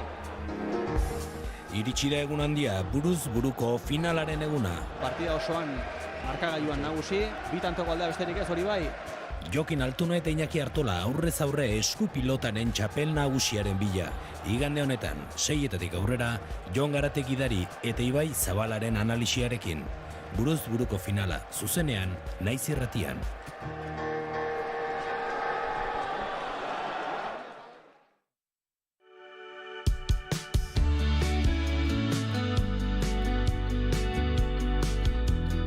Zenbatetan pentsatu duzu, zure etorkizuneko etxean? Nik askotan. Nire esku egongo balitz, nire etxeak 2 logela izango lituzke. Lan egiteko beste gela bat, egongela eta sukalde handi bat.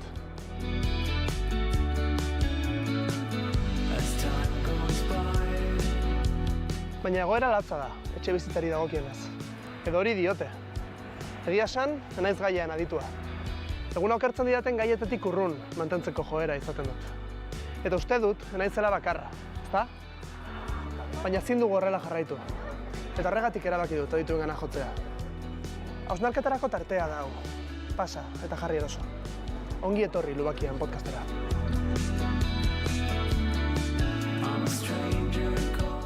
Bigarren kafearen eskutik, Lubakian podcasta.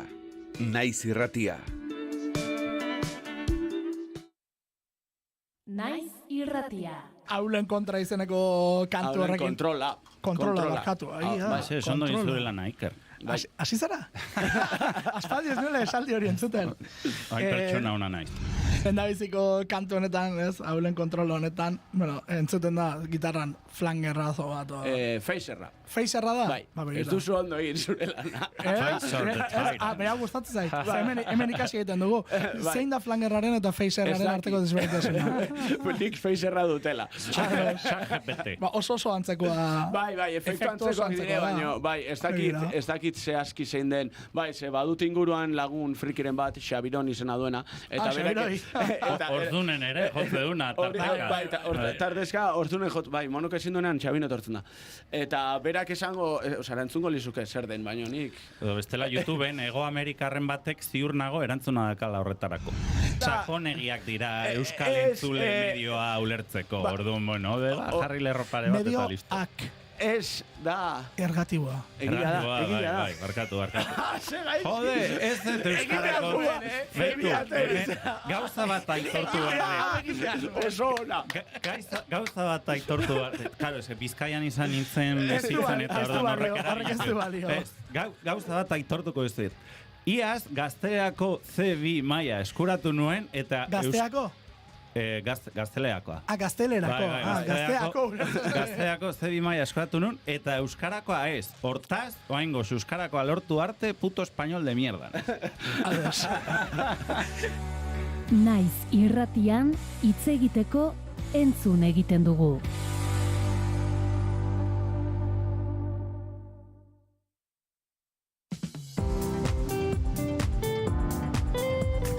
Informazioaren aria.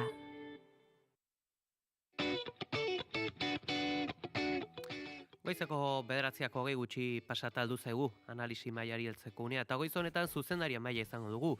Estudio nagusietan da Amagoia Mujika berrigunkariko zuzendaria egunon. Egunon. Eta Iruñan bertan Iñaki Soto garagunkariko zuzendaria egunon. Egunon. Zer modu zaudete? Ondo, distanteak bizketarra hori tezait, Iñaki. Bai. Hemen gaudina beto baina, zemuz, ondo Iñaki. Bai, arraro iten da. Bai.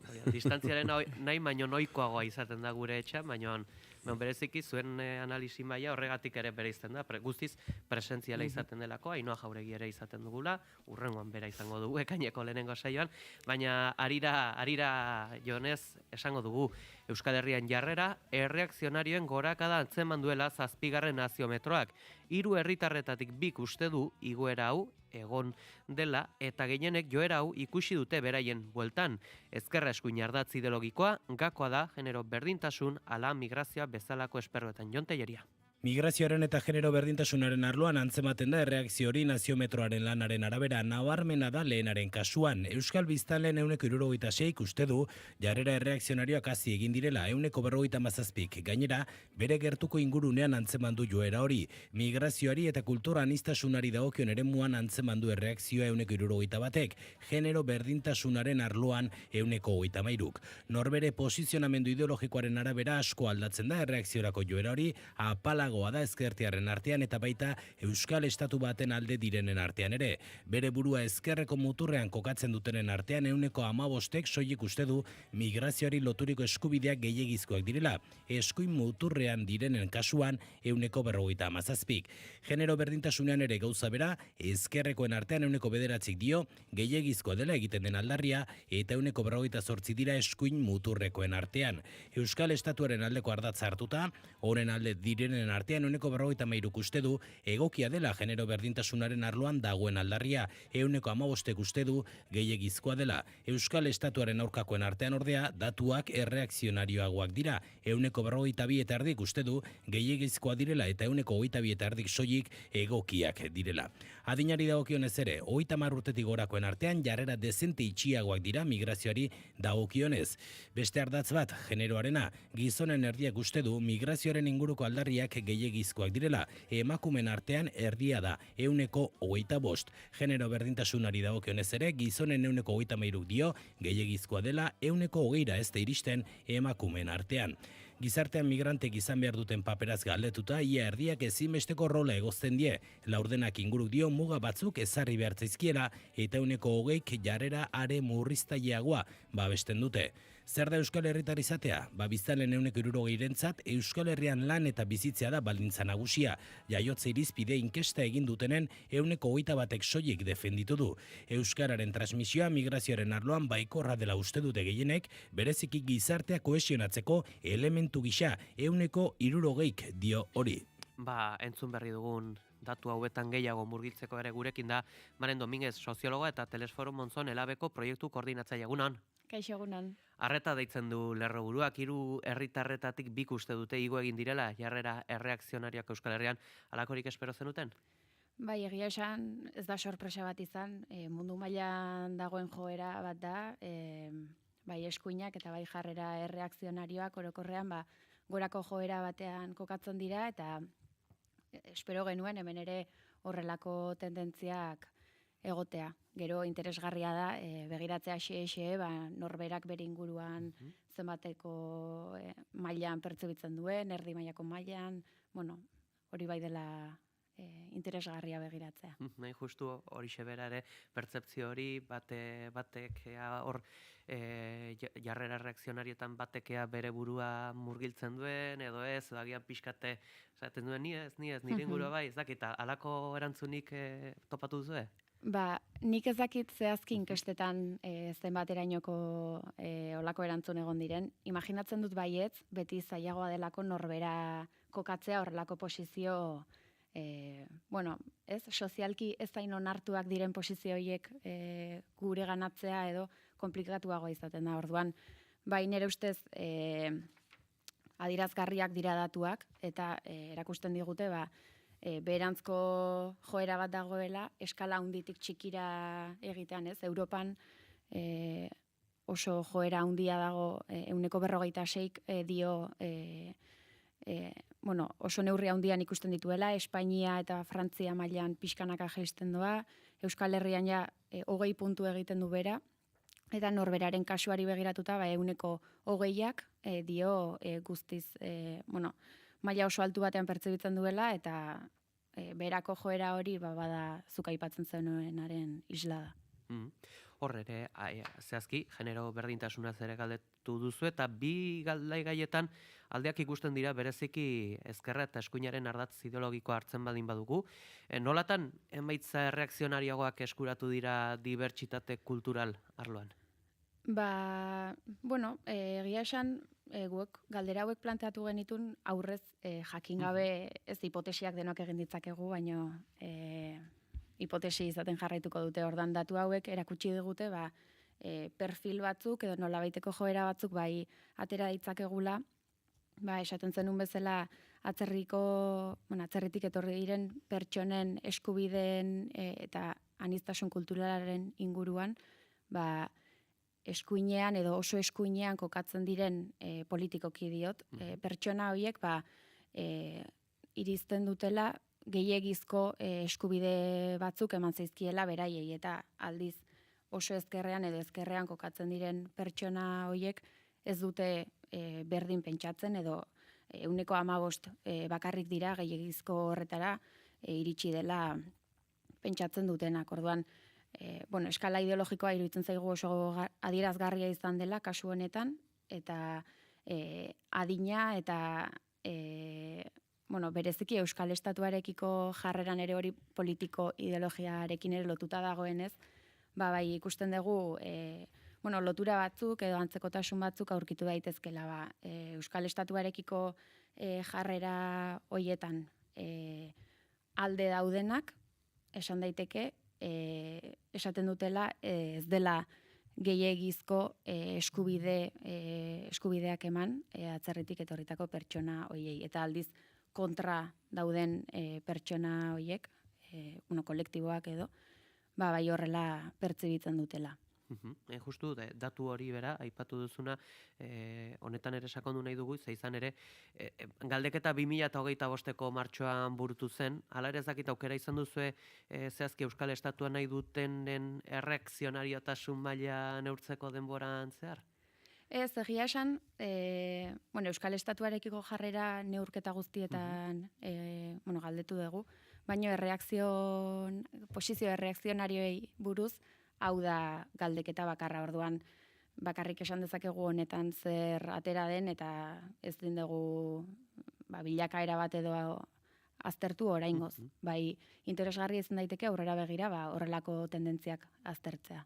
Ondorioztatu daiteke agian ere emaitza hauetatikan ultraeskuinaren diskurtso arrazista sektore ideologiko ezberdinetara heltzen dela eta txikitzen dela?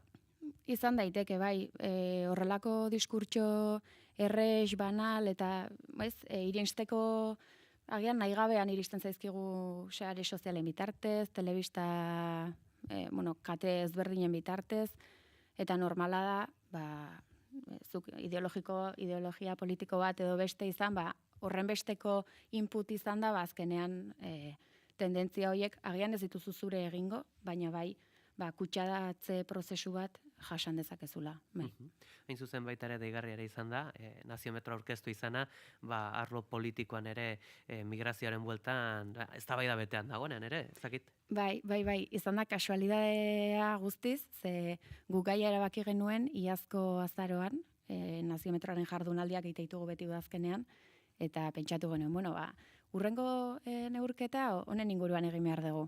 Eta batean azken hilabete honetan migrazioaren gaia dago puri-purian, bai arlo politikoan, sozialean, problematika diferente pila bat daude hor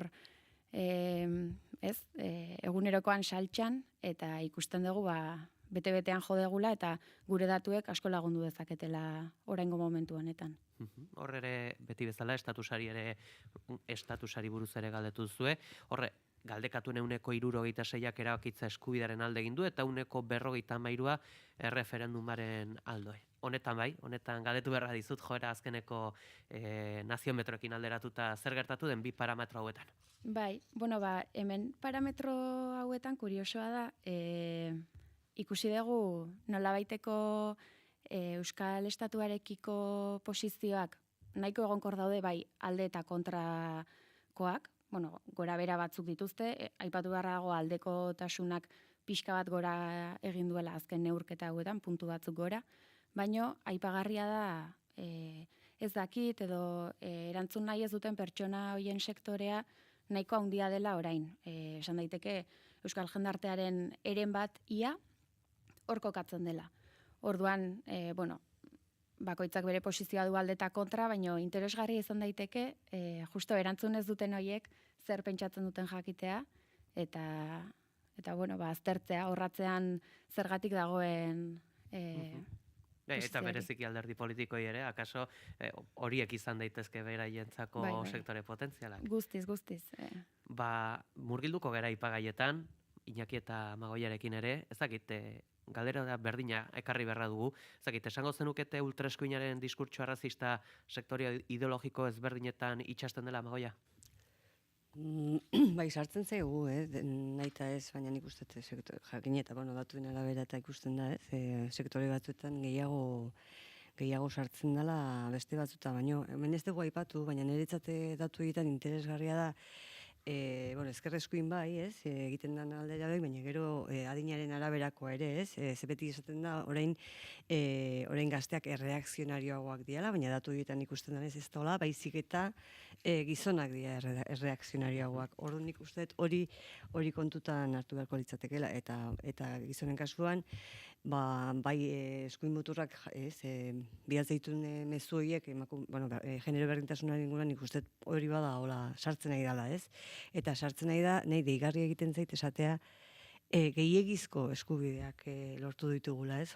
Ja nahikoa dela, ez? Horri nik uste eta ez dakit Malenek ze irakurketa daukan horregi buruz, baina gustatuko litzaiak jakitea. Bai, noski Malen, erantzun mesedez.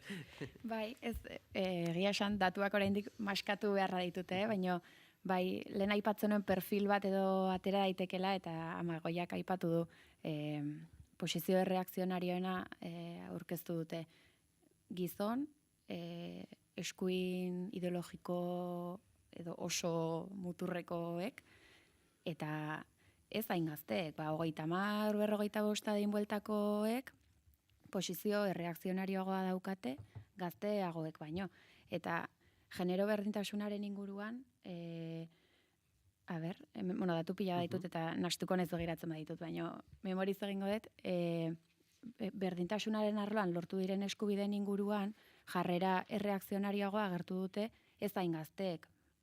Orduan, eskuin muturrak kanpaina handia egiten du sare sozialetan horrelako eskubide gehiegizkoak lortu direnaren hori zabalduz, baina ematen du oraingoz gure gazteen gana horren beste ez dela iritsi, edo behintzat inkestatu ditugunen artean ez direla horren beste. Iñaki, zuk zer diozu perfil zatzonen hueltan? Bai, ni horrek deitu, atentzioa dituit, 30 eta 54 arteko datu hori. Iruditen zaidalako askotan gazteenei botatzen diogula edo estigma hori, baina ez da honela, ez dira, agian beraie gaztea bezala izendatzen dute beren burua hori ere aldatu delako, baina ez dira gazteak eta zuzen ere gazteagoek daukate jarrera aurrerakoiago bat, ez? Nik uste dut inkesta oso potentea dela. Hortik atera daitezke profil batzuk, batez ere, planteatu diran bi ardatz horietan, ez? Migrazioa eta feminismoa. Eta iruditzen zait profil horietatik atera daitekela segmentazio bat oso erabilgarria izango dena estrategiak finkatzeko. Segmentazio horretan nire ustez atera egiten dira zeintzuk diren posizio horiek dekantatzeko ateak. Eta hor planteatu Amagoiak esan du gizonezkoena, hori evidentea da, baina hortarako ere estrategia bat planteatu beharko genuke, alde batetik dago emakumeen politizazio horretan nola lortzen dugu hori aktibazio hori mantentzea eta areagotzea, baldin eta nahi baldin badegu olatu erreakzionario horrek indar gehiago ezartzea, eta horrekin batera zeintzuk diren bai generazioen artean, belaunaldien artean, eta baita ere sektore desberdinen artean, ateak nolabait ere dekantatzeko ikuspuntu aurrerakoien alde. Neri oso potentea iruditu zait, hor daudelako bi ardatz horiek, gero ere demokrazia, azkenean nire ustez nazioari buruz daukaten pertzepzioa, unionismoa edo independentismoa bi ardatz horien artean oso lotuta dago demokraziaren inguruko ikuspuntuari. Eta hain zuzen, baita ere nabarmendu nahi dugu zuekin, ikerketak bat egin duela bete-betean, gaur egungo eztabaida politikoarekin, migrazioaren bueltan, ez dakit, Iñaki, esango zenuke eztabaida utxala dela, eta agian atzean gobernuaren erlazioak daudela jomugan, edota erabakiak hartzeko borondatea dutela gobernuko EAJ eta PSek? Nik uste dut, arazoa identifikatu dutela, soluziorik ez daukala, edo erraza ez dela, eta erabiltzen ari direla sensibilidade hori politikoki jokatzeko. Eta hori da, zuzen ere, migrazioaren euskal akordio horretan ukatu egiten zen hipotesietako bat, ez? Hau atera egin behar da borroka partidariotik eta gogoetak euki behar du elementu komun eta estrategiko bat. Eta nik uste dut horretan biei eskua juntzaiela, alegia, iruditzen zait Pradalesen adierazpenak desegokiak zirela zieran. Bazeukatela irakurketa hobeago bat, eta PSek hartu zuela irakurketarik okerrena. Marisol Garmendiaren hitzak ere ez zaizkit inondik inora zuzenak iruditzen, eta gero Eneko Andueza eta Joseba Díez Antxustegi jokoan sartzen baldin badituzu, emaitza ez da izango greziar agora batean eman daiteken eztabaida eraikitzailea, hori nire ustez evidentea da orduan. Nik uste dut badaudela elementu partidarioak horren eztabaida horretan, baina baita ere erantzuten diotela orokorrean jendartean dagoen kezka bati. Eta kezka horri erantzun bat eman behar zaio, eta zuzen ere inkesta honek ematen ditu pista on batzuk nondik heldu aldiogun auzi horri. Bainaki aurreratu duzu izen propio bat Joseba Díez Antxustegi jeltzalea, ez dakit bera ikerketan gazteen taldean agian alko genuke kokatu, baina migrazio selektibaren aipamena zuzendu du EITB-en eskainetako elkarrizketa batean. Terminoetan denbora gehiegi ematen dugula, baina garrantzitsuena dela mezua. Behar bada gaur termino hori ez nuke erabiliko, baina garrantzitsua da esandakoaren mezua, ez? Eta mezua izan zen, immigrazioak izan behar duela, ordenatua, erregularra eta segurua. Amagoia, zer diozu? Antxustegik eztabaida honetan izan duen rolaz eta zuzenketa honetaz? Irutzen zait, askotan hitzak ez ditugula behar bezala pentsatzen, edo agian mezu hori eman izula, baina bai ordenatzen irutzei badaula jarrera bat, joera bat, zeinak atzerakoi kutsua daukan, eta azkenean migrazioan egiten dian aldeak, ez, batzun da besteen artean. Eta iruditzen zait gero ere, larriena, azkenean ikamika batean sartu gehala, ez, eta ikamika horrek benetan zabatzen dula muinean daun arazo bat, eta dala, oraindik ez daukagula argi, herri bezala, zer egin nahi dugun migrazioarekin. Eta, inkestari helduta berriz iruditzen zait oso interesgarria, hor gehienek esaten dutela Euskal Herrian lan eta bizi egiten dutenak diala, eta ez hemen jaiotakoak, eta hori iruditzen zait datu importante bat, eta hori lotzen da gaina, Euskal esparruarekin zerikusia daukan jendearekin, Euskal Estatuari baiezkoa ematen dion jendearekin, eta horrek Iñakik esan duen bezala demokraziarekin dauka zerikusia, eta iruditzen zait herri honetan arazo sozialei heltzeko beste mira bat daukagula, eta iruditzen zait ikamika horrek ez diola mira horri erantzuten, eta usteet hau eztabaida serio eraman behar dela, eta bai gizarteratu behar degula, baina ez batzun da besteen jarrera politiko interesatuetan. Eta Iñaki, ez dakit, akaso eztabaida honetan ere baden beste puntu bat ere bada, noski, hitz egiten da migrazioari buruz, baina ez da aipatzen migrazioaren bueltako eskuduntza eskuratzeaz. Zerbait nahiko balitz, ez dakit, gehiago da oraingoz teoria praktika bainoan? Estatua ere horretan oso tematua dagolako, hain zuzen ere nire ustez lotura daukalako herritartasunaren kontzeptuarekin. Hani erabat ados nago Amagoiarekin hori dela garaipen handi bat. Nik uste dute argalaren definizio horretan herri honek irabazi duela, hor bai eman dela dekantazio historiko bat, non gu gatozen abertzaletasun razista tradizional batetik eta lortu dugun denborarekin pertzepzio eta kontzepzio demokratiko sakon baten araberako herritartasunaren ideia hori, ez? Baita ere eskubideak ukatu egiten zaizkigulako bestela, orduan herritartasuna beti lotuko dugu nola edo ala eskubideen izaera horrekin, eta zentzoretan zeintzuk dauzkate eskubideak, eta zeintzuk eduki beharko lituzkete, hemen lan eta bizi diren horiek. Horregatik, iruditzen zait, estatua ere itxi egiten dela horretan, baina Euskal Alderdiek eduki beharko luketela, bere agendaren barruan oso goian kokatuta, migrazio politiken inguruko eskuduntzak, hain zuzen ere horrek emate dizulako, modu integral eta ordenatu batean auzia tratatzeko aukera. Bestela, ikusten ari gara, herrietan adibidez, hirietan eta topatzen ari diren arazo horiek daude lotuta politika publiko hori egiteko ezintasun horrengatik ere tartean. Bale, burura etorri zaite oraintxen bertan galdera bat, ezakit, neurtu duzue jarrera reakzionarioak nolakoa diren herrien eta hirien baitan? Neurtu propio ez, egia da, datu tauletan egongo dela aukera aztertzekoa. Nik oraintxe bertan datu horiek ez ditut eskura egia esan. Diagon beharko du orduan, goizeko 9:00 dira. Eskerrik asko, Malen, gaurkoan ikerketa hau aplikazio praktiko batekin batzegatik. Nahi duzun arte. Mila esker zuei. Informazioaren aria, naiz irratia.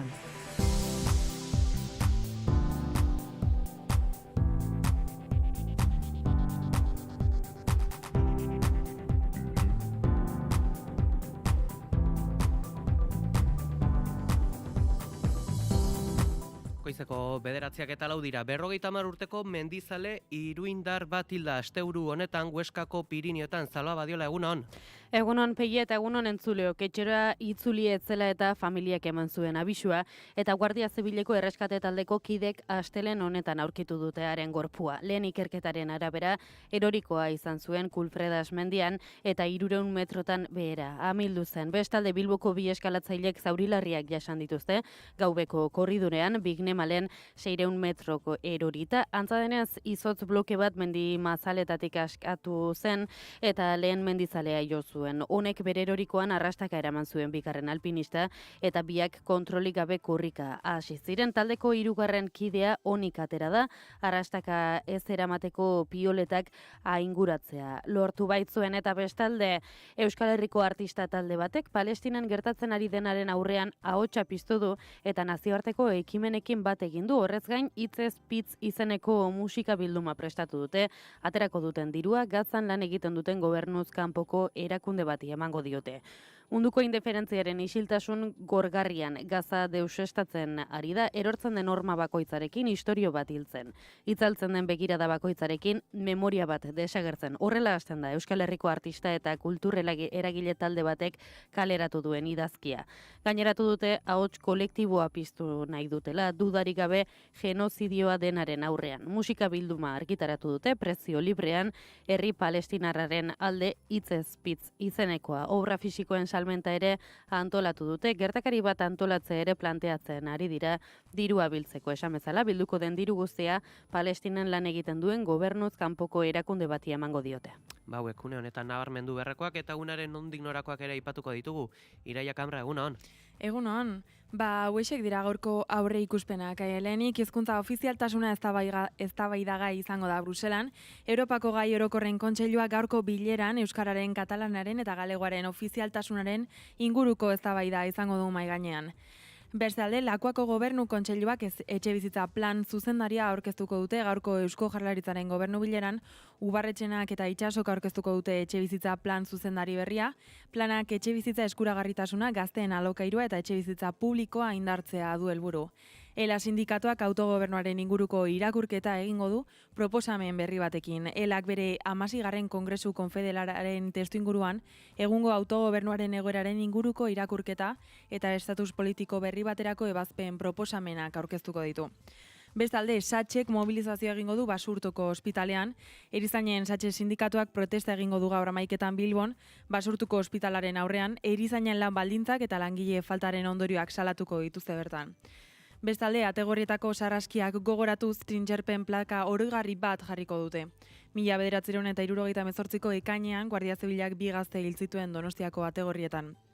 Gaur gertakari ura oroitzeko eta justizia aldarrikatzeko plaka bat jarriko dute trintxerpen. Eta azkenin kirol kontuak ere badituko Euskal Pilota selekzioaren aurkezpena egingo da gaur, Gernika Lumoko 54 metroko Nazioen Liga txapelketan parte hartuko duten ordezkariak ezagutuko ditugu. Ederto da, guzti hauekin gelditzen gara. Eskerrik asko Iraia. Gero arte. Eguraldia eta trafikoa naiz irratian. Errepide dagokien ez badugu nabarmentzeko jazorarik. Baditugu pare bat kontu aipatzeko Pegi. Hasteko bidelanak direla eta N1-2-A errepidea 69 eta 73 kilometroen artean itxita egongo da, norantza bietan bidelanak direla eta desbideratzea G345 errepidetik izango da. Bestalde, bypassa ezarrita dago, AP8 errepidean 125 kilometroan Trapagaranen, beraz tarte horretan errei bakarra egongo da norantza bakoitzean 125 eta 125B irteera darrak itxita egongo dira, Kantabriako norantzan desbideratzeak seinalizatuta daude dena den, eta bestalde ohiko autopilaketak Bilbo, Barakaldo, Galdakao eta Leioa inguruan.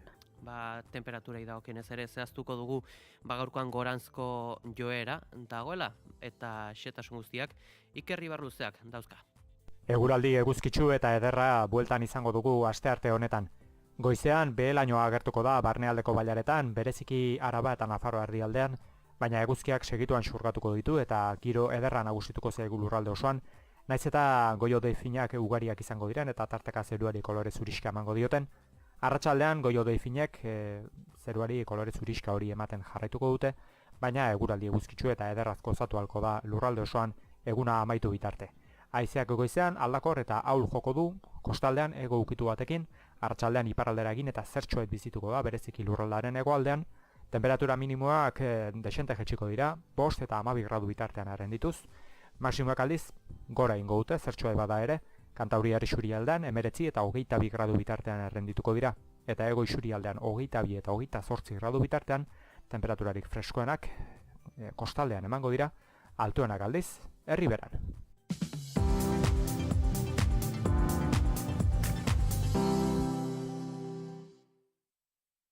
Euskotrenek jakinarazten du. Asteburu honetan planik baduzu, Euskotren duzu.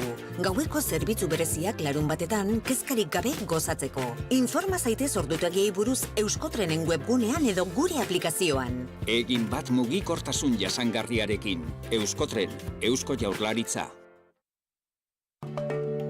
AEKA, udan ere, Euskara zeroso. Euskara ikastaro trinkoak euskaltegietan, eta azterketa ofizialak prestatzekoak ere bai. Hainbat erritmo eta aukera. Bi asteko barnetegiak eta familia barnetegiak ere bai. Informazio gehiago AEKaren euskaltegietan eta irubebikoitz.aeka.eus webgunean. Datorren ikasturteko aurrematrikula ere zabalik dago.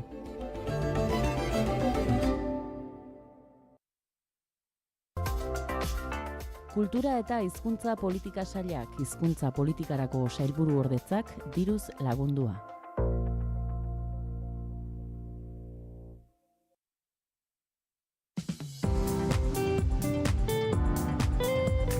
Informazioaren aria. Goizeko 9 eta 11 hemen jarraitzen dugu, gure analisi mailan eta aurreikuspenen tartean, gogora ekarri dugu, nola gaurko honetan Europako batzordeak, zirt edo zert egin beharko duela euskararekiko, ea hizkuntza ofizial gisa onartzen duten ala ez, baliteke erabaki atzeratzea, edota bestela baliteke ere gaur bertan balekoa ematea. Jasoko ditugu azken ordu hauetan zer nolako erreakzio politikoak izan diren, proposamen honen bueltan. Jon Telleria.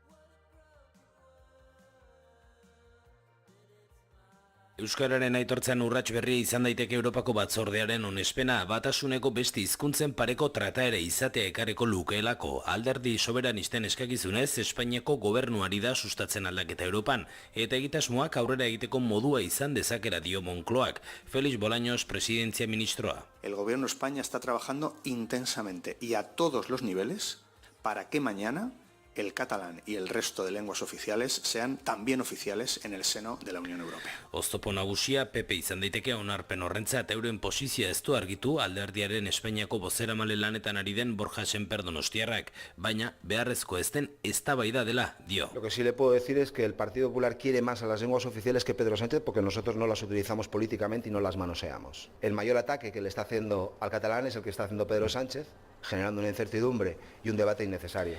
Gurean, aurrera egingo duenaren esperantza eta zuhurtzia elgartu dira EAJak egun historikoa izan daitekela dio, Aitor Esteban. Euskaldunentzako ez ospakizun eguna izan leiteke, oso garrantzitsua. Ofizialtasunak aurrera egin dezan itxaropena dugu Eusko Alderdi Jeltzalean. Eta bide berean hitz egin du Peio Otxandiano EH Bilduko ordezkariak ere, baina aurrera egin ere oraindik lan asko geratuko dela egiteko ohartaraziz. Importante izango da eta gure ustez ekarri behar du inflexio puntu bat. Zeren horrek ez ditu gauzak egun batetik bestera aldatuko eta ez da izango nolabait momentu honetan euskara behar duen jauzi horren oinarrezko zutabea. Lagungarri izango da zalantzari gabe. Kontseiluak ere euskararen ofizialtasunaren aldariari bultzada izan daitekela dio, baina zuhurtzia eskatu du. Manis Mantxola EITB-en. Bai baikortasunez, baina baita ere zuhurtziaz.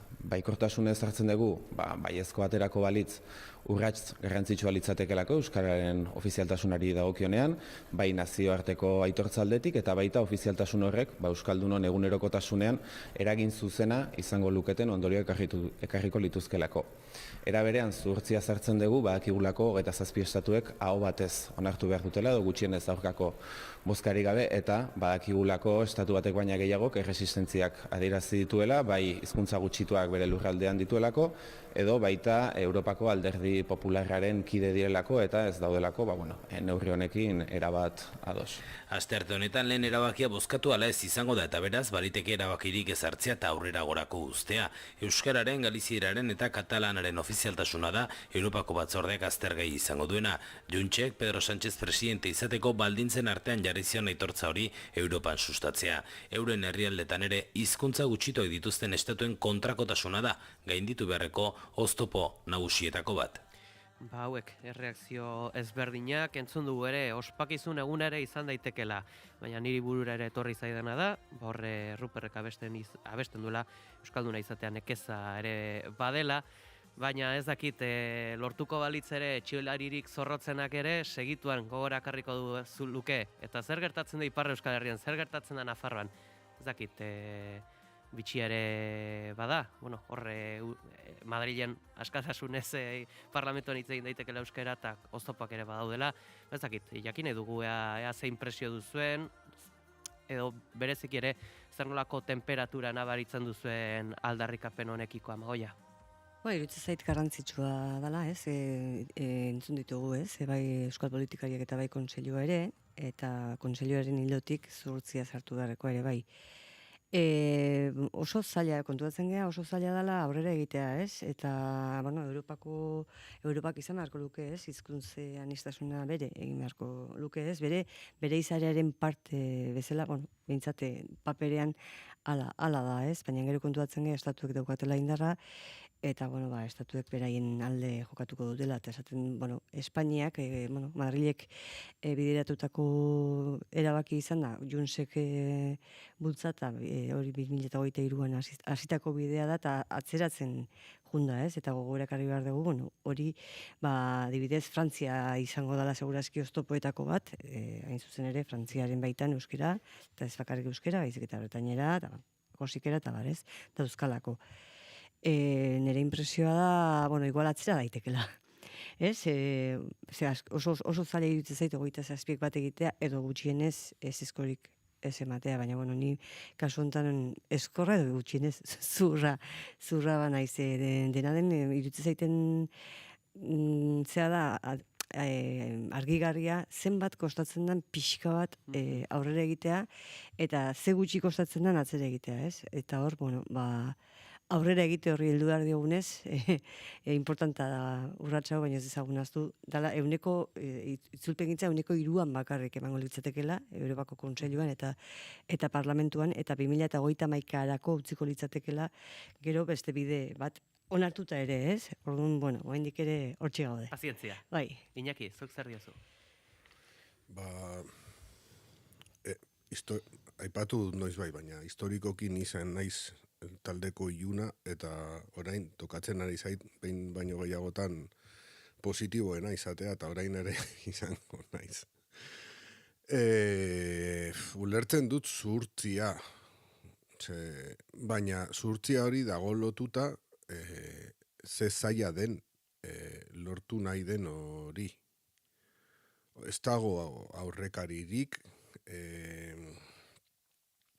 Europaren testu inguruan da kontrakulturala den zerbait, alegia bere hildo tradizionalen kontra doan zerbait, hizkuntza aniztasuna eta kultura anistasunaren ikuspuntu endogeno hau, eta zentzorretan iruditzen zait diplomazia leunarekin honelako ofizialtasun bat lortzea mirakulu bat litzatekela.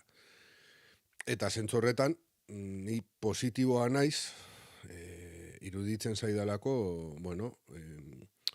eman delako aritmetika jakin bat, eman direlako negoziazio batzuk, eta kasu horretan katalanek ere lehentasun bezala markatu dutelako, eta katalanen, galiziarren eta euskal ordezkarien artean badagolako sintonia bat, eta nola baiteko ez dute esango estrategia mankomun bat, hori gehiegi esatea litzatekelako, baina bai, agenda konpartitu bat maila batean, iruditzen zait, hau agendan sartu egin dela, eta zentzorretan ez dakit gaur lortuko den, ni ere tontoa ez naiz, baina positiboa bai, baina tontoa ez, baina hala ere iruditzen zait urrats ikaragarria dela. Bere muga guztiekin, baina bai iruditzen zait suposatzen duela dekantazio bat gero gauzak ondo egiten baldin badira, gure alde egiteko gaitasun handia daukan mekanismoak sortzen dizkigunak, ez? Eta gu behar ditugu honelako klak egingo duten, baldintzetan klak egingo dituzten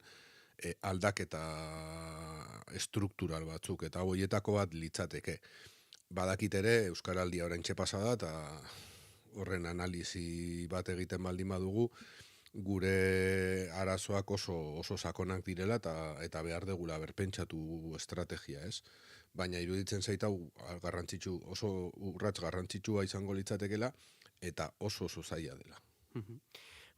Goizeko 9:20 direlarik ere esango dugu, gerturatzen gabiltzala udara, eta honek esan nahi du, badatozela udako ikastaroak, UEUk aurten 53 edizio beteko ditu, azken 3 urteetako ariari jarraituz, 20 jardunaldi eta topaketa antolatu ditu, hainbat eragilerekin elkarlanean, euskal jendartearentzat garrantzitsuak diren gaien inguruan hausnartzeko helburuarekin. Ekimen honen berri izateko gurekin dugu Iratiziar, Udako Euskal Unibertsitatearen Udako ikastaroen arduraduna, egunon?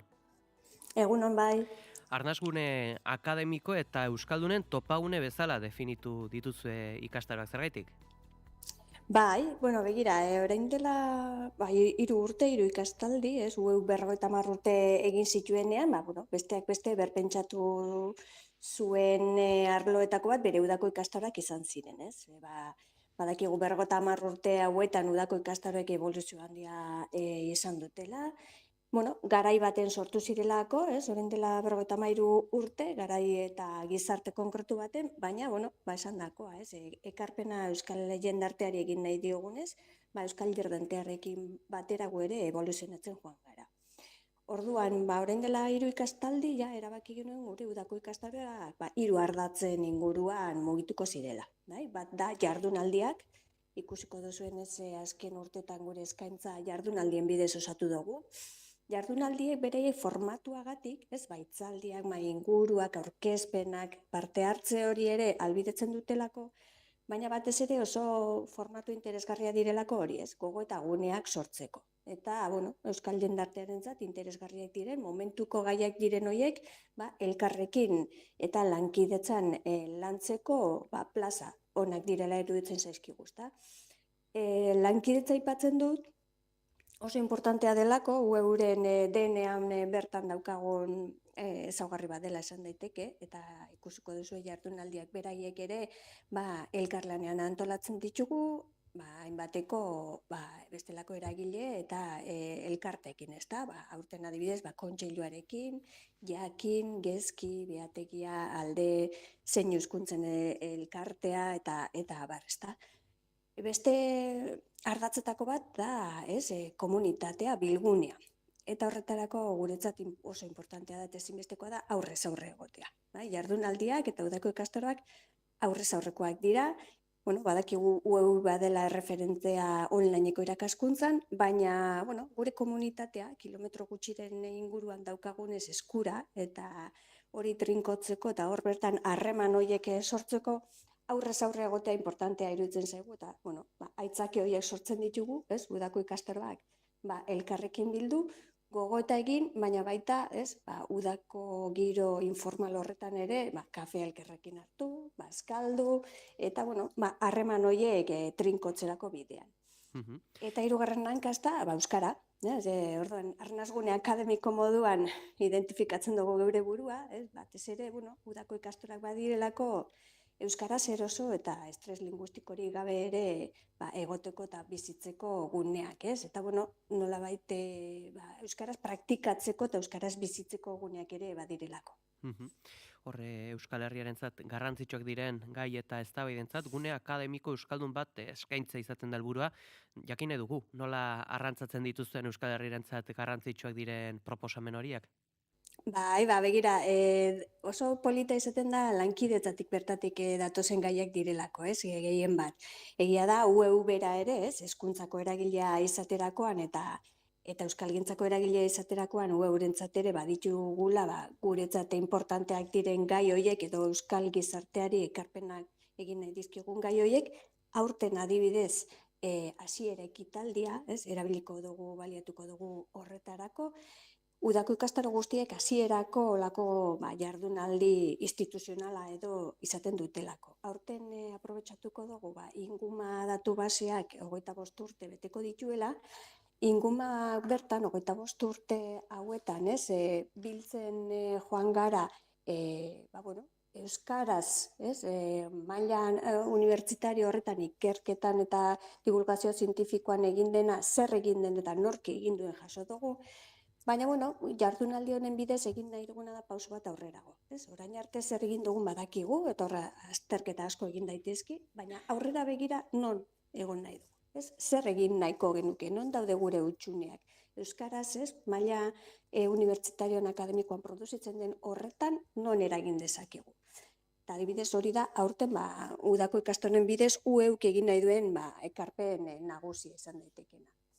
Gainontzeko gaien inguruan, ikusten baduzu, badauzkagu, hasi arnasgunetatik, edo gizarte ekonomia, kooperatibismoa, euskararen periferiak, berrikuntza pedagogikoa, inklusibitatea eta ikasle gorrak, liburutegi nazionalari buruzko jardunaldi bat baita izango dugu, Euskal Liburutegi Nazional hori, balizko horretan ere non gauden eta nora iritseneko genukena, Euskal literatura arte garaikidea kuirra, eraldaketarako teoriak, ikusten duzu pixka bat denetarik. Bai, eta hain zuzen, sare horretan baita ere, inguma datu basea nabarmenduko duzue, Euskal komunitate zientifikotik kanpo dagoenari, zer esango zenioke ingumaren bueltan? Bai, egia da begira ontsa esan duzu klabe bat, egia da UEU bera, Euskal Unibertsitatea sortzea bidea horretan, eta Euskal Komunitate Zientifikoa trinkotze bide horretan, hainbat ekimen egiten ditugu. Hoietako bat da, inguma bera, datu basea, esan bezala, bertan definizioa izango litzateke, unibertsitan bate mailako zientzia eta jakintza alor bakoitzean, euskaraz ahoz eta idatziz ekoitzi dena jaso da. Oinarrizko informazio ematen da, baina esan dakoa ez da, jasoketa horretan nork eta zer egin dugu jaso dugu. Eta egia da, hau nola iritsi, unibertsitate inguruan ez dabilen horren gana. Bada esatea, horrelako datu baseak edo adibidez ingumak egiten duen lanketa da euskarak berak prestigioa lantzeko, prestigio erakusteko, prestigio hori bizibilizatzeko erramienta bat ere izan daitekela.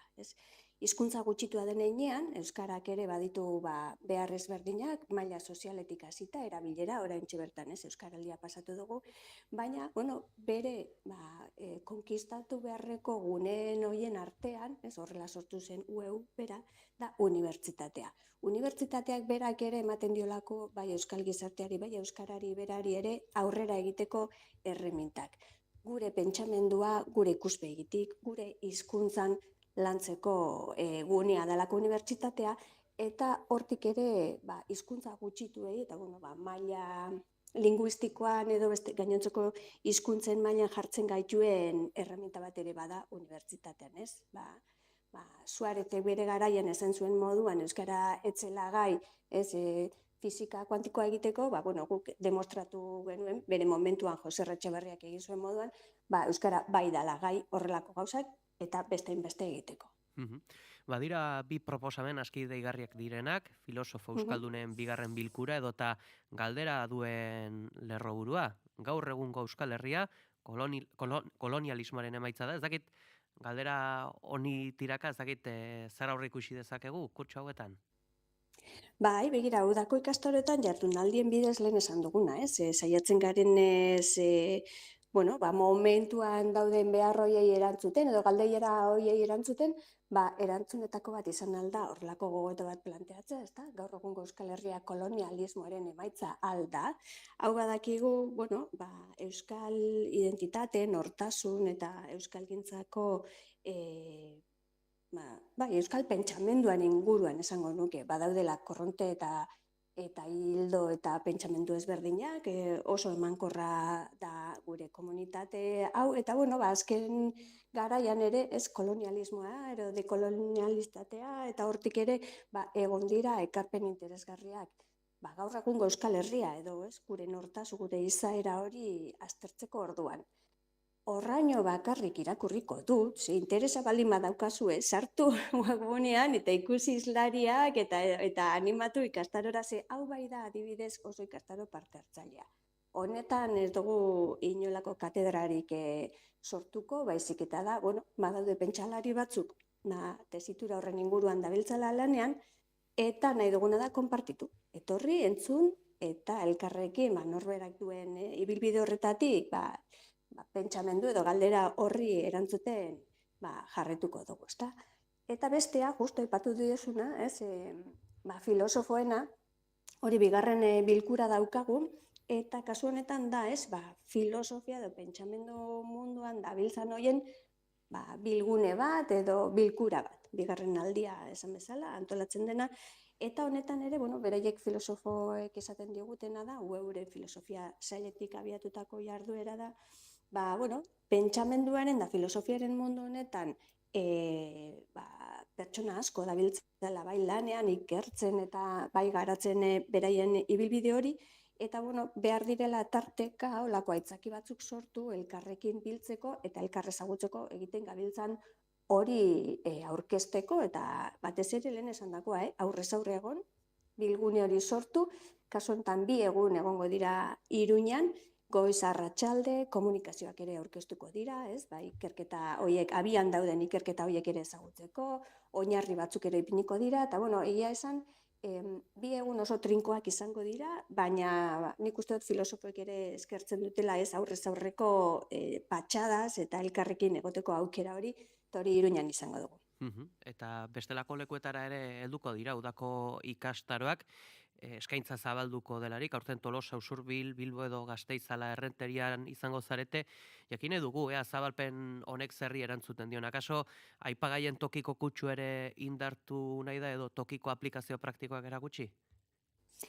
Duda barik, ez da, badakizue urte askotan UEU-ren udako ikastaroen Bermudetako triangulua edo nolabait esateko Eibar, Baiona eta Iruña izan zirela, baina garai bati ere erantzuten zion banaketa zen hori, Baionan eta Iruñan adibidez, barnetegi eskaintzen zelako, bertara mugitzen ginen, 3-4 egun pasatzen genituen elkarrekin, barnetegi giro hori bazegoen.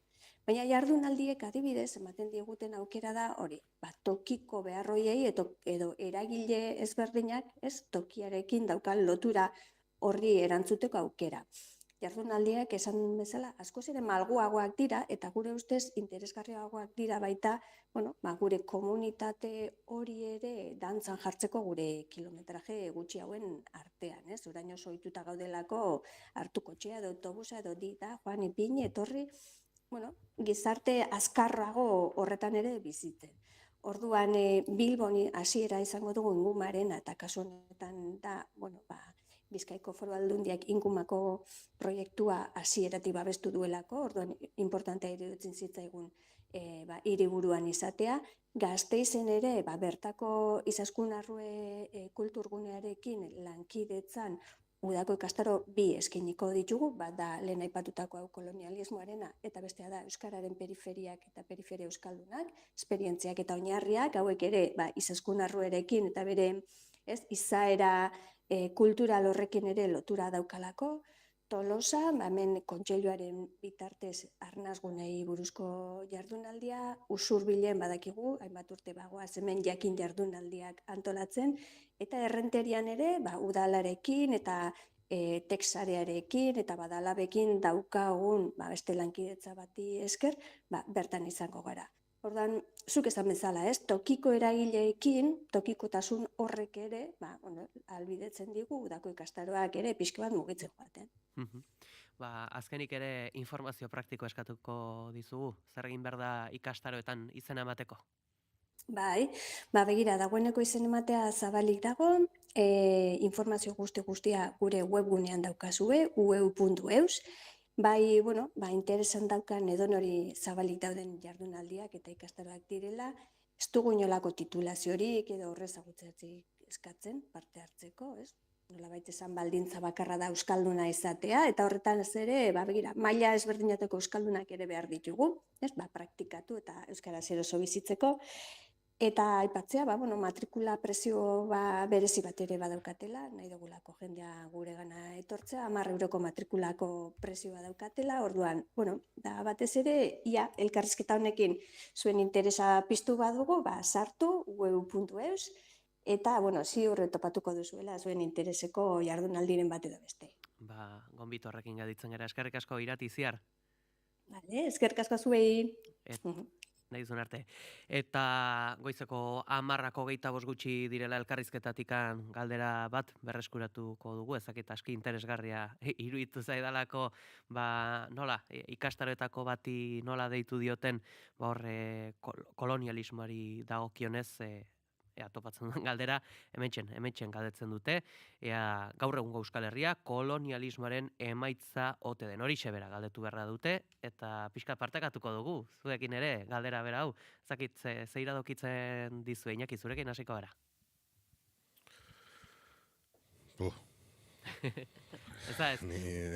Erraz irakurtzen da galdera, baina erantzun ez. Baina, badakizue filosofia ikasi nun, baina ibaiaren erdian zaldi zaldatu nintzen, eta hemen nago kazetari sartuta orduan uste errespetua euki behar dela, eta ez dela erraz erantzun daiteken zerbait. Lehenik eta definitu beharko genuke kolonialismo zeri deitzen diogun, eta gero ikusi beharko genuke gure bilakabidea zein izan den.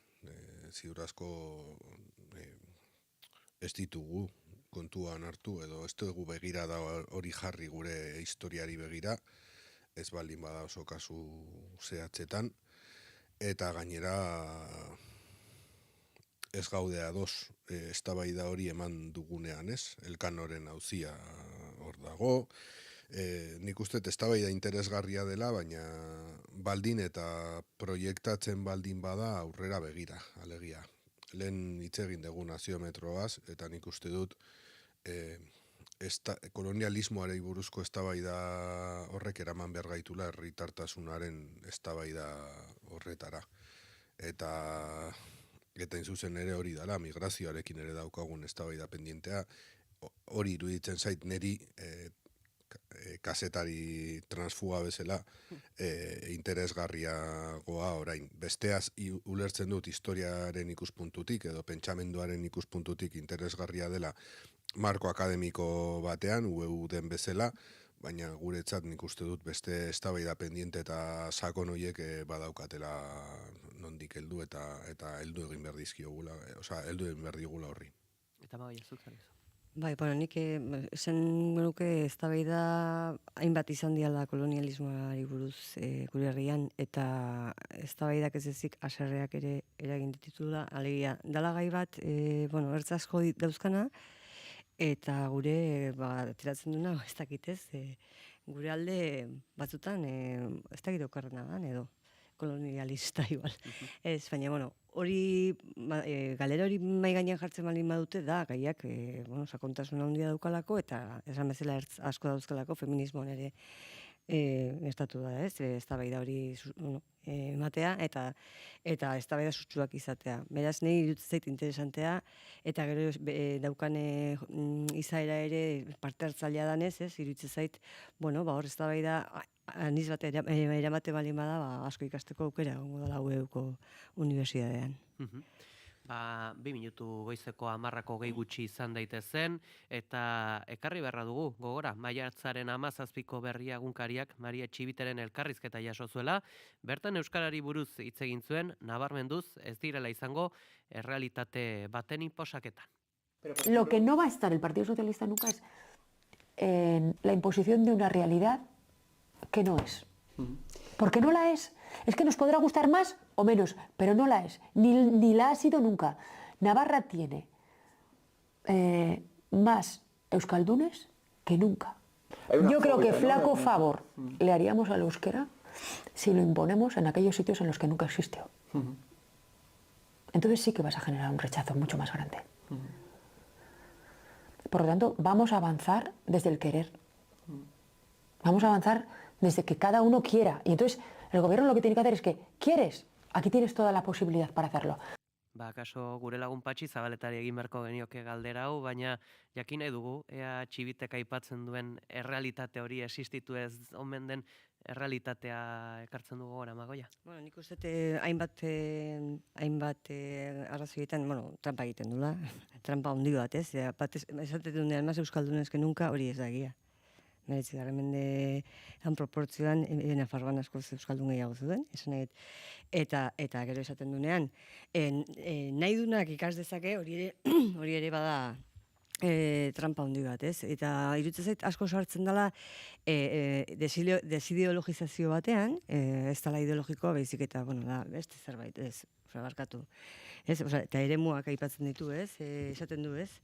Haiek hizkuntza eremua gainditu nahi dituzte. Haiek guk nahi ditu noski, ez? Eremuak jartzen ditu, euskaldunak bereizten ditu, ez? Eta tuteran bizidan, beak jartzen ditu adibidea gaina, ez? Baina tuteran bizidan euskaldun batek ere, eskubideak izango ditu, ez? Orduan, eremu horiek zonifikazioak, dauzkan ondorioak, ez da, zonalde batzutan gutxiago hitz egiten dalako, ez ikusten dugu hizkuntza gainera, mugikortasuna daukala, hizkuntza ikasi egiten da, hizkuntza erabili egiten da, eta aldaketak daude.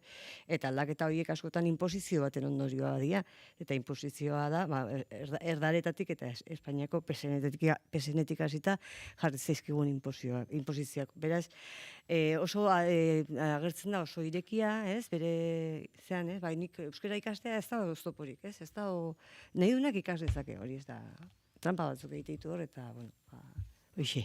Iñaki? Bai,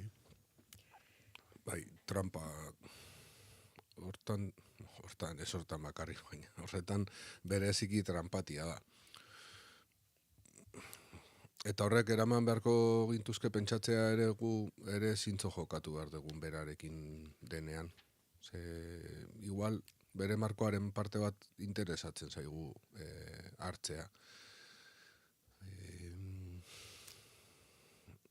Nik ustet Nafarroko egoera soziolinguistikoari ez diogula behar bezala erreparatu. Eta askotan importatu ditugula beste lurralde batzutan dauzkagun ikuspuntuak.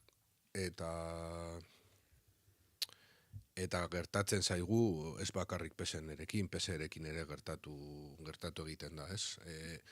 Nere ustez, egiten duten trampa nagusia da, esaten duten errealitateri lotu behar gatzaiola, baldin eta orokorrean gertatzen da, ez bakarrik euskararekin, beste eskubideekin ere berdin egiten dute, ez? Beraie gutxiengo direnean, nahi dute beto eskubidea mantendu, gutxiengoak errespetatu behar direlako. Eta gehiengo diren horretan, nahi dute gehiengoa garenez, jokatuko dugun, gu nahi dugun bezala. Eta hori, eramaten dute plano guztietara. Euskeraren alorrean oso evidentea da, eta EAen gertatu zen adibidez, hezkuntza legearekin, ez? Beraiek esaten dutenean egoera soziolinguistikoari egokitu behar garela, esaten ari direna da euskeraren egoera ahula den hoietan, ahultasun hori kontutan hartu behar degula, erderaz hitz egiteko, gaztelera mantentzeko eta ez euskera sustatzeko, eta legearen zentzua erabat kontrakoa zen, ez? Soziolinguistikoki ahul gauden hoietan indar gehiago jarri beharko dira. Nik uste dut hori dela hemen gertatzen den auzia, eta hortarako adostasun politikorik ez da hemen lortuko. Orduan, pentsatu behar dugu nola dialektikoki buelta emango diogun egoera horri, eta nik uste dut aldaketa bat eman dela, baina aldaketa hori dagoela lotuta ez ezagutzaren zabalpenari, nire ustez hemen Nafarroan erabilpenean salto bat eman da azkeneko urtetan, kaletik entzuten da, belaunaldi berriek hitz egiten dute, gu gure garaian hitz egiten ez genuen era batean hitz egin egiten da, gu ere euskaldundu gara heldutan, naiz eta ikastolakumeak izan. Nire ustez horrek behar du analisi propio bat, eta jakin behar dugu aldekotasun hori ere, erdaldunen aldekotasun hori ere, nola baliatzen dugun salto bat emateko. Eta zonifikazioarena ere berdin gertatzen zaigu, Nik uste arazoa dela legala, evidentea da, baina pentsatu behar dugu toki bakoitzean daukagun errealitate soziolinguistiko horri nola buelta ematen diogun, batez ere planteatuta, indar egin behar dugula euskera ahul den hoietan. Bestela gure politikak ere indar guneak dauzkagun horretatik abiatu egiten dira, eta horko realitatea eta besteena oso desberdina da. Aurrera egin beharra dugu, baina hortarazpen bat egin nahiko nuke, akaso interesgarria izango delako parean jartzea orain, Maria Txibiteri entzun dizkiogun hitzak, eta orain Alderdi Sozialistak Europan zerra akaso esango ote duen hizkuntzen ofizialtasuna defendatzeko. Baina gure gidoia jarraituz orain aipatu behar duguna da Israel Gazako eskolak bombardatzen eta erretzen darrai.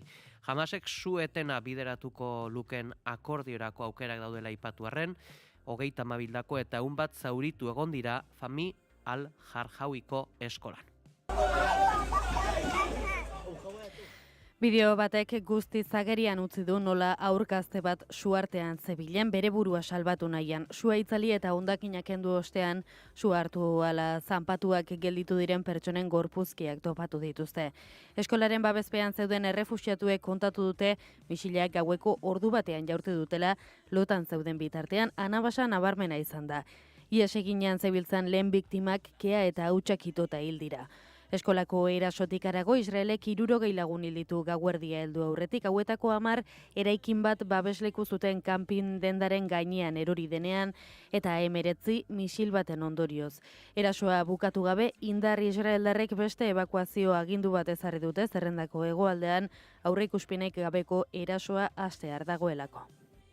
Israelgo okupazioa babesten duten pertsonei eta erakundeei zehapen selektiboak ezarri behar zaizkie, bidaiatzeko debekua eta euren aktiboak izatea barne. Denek dugu zer egiterik genozidioak gelditzeko eta Palestinarentzat justizia eta bakea lortzeko. Bain zuzen, gehiago jakiteko ere gurekin da Ibon Beñika, Gernika Palestina mugimenduko kide, egunon? Egunon, bai. Nolako neurriak aldarrikatu dituzue Gazarentzat? Bueno, oraintxe bertan aipatu izan duzuen bezala, egoera gero eta muturragokoa da, ez? Eta horren aurrean beharra daukagu, orain arte Euskal Herriak erakutsi izan duen jardunean sakontzea eta aurrera pausoak emotea. Eta bide horretatik ere, gurekin bidean sakonduz gero, beste denontzeko eragilei ere bultzatzea berdina eitera, ez? Eta hausnartu duguna, konstatatu duguna da, neurri zehatz ezberdinek, gaur eguneko markoan posibilitate ahalbidetzen dituzten neurriek, lagun dezaketela eta bultza dezaketela benetan helburu jakin batera, ez? Eta da, Israelgo gobernua, Israelgo estatua isolatzea, bakartzea.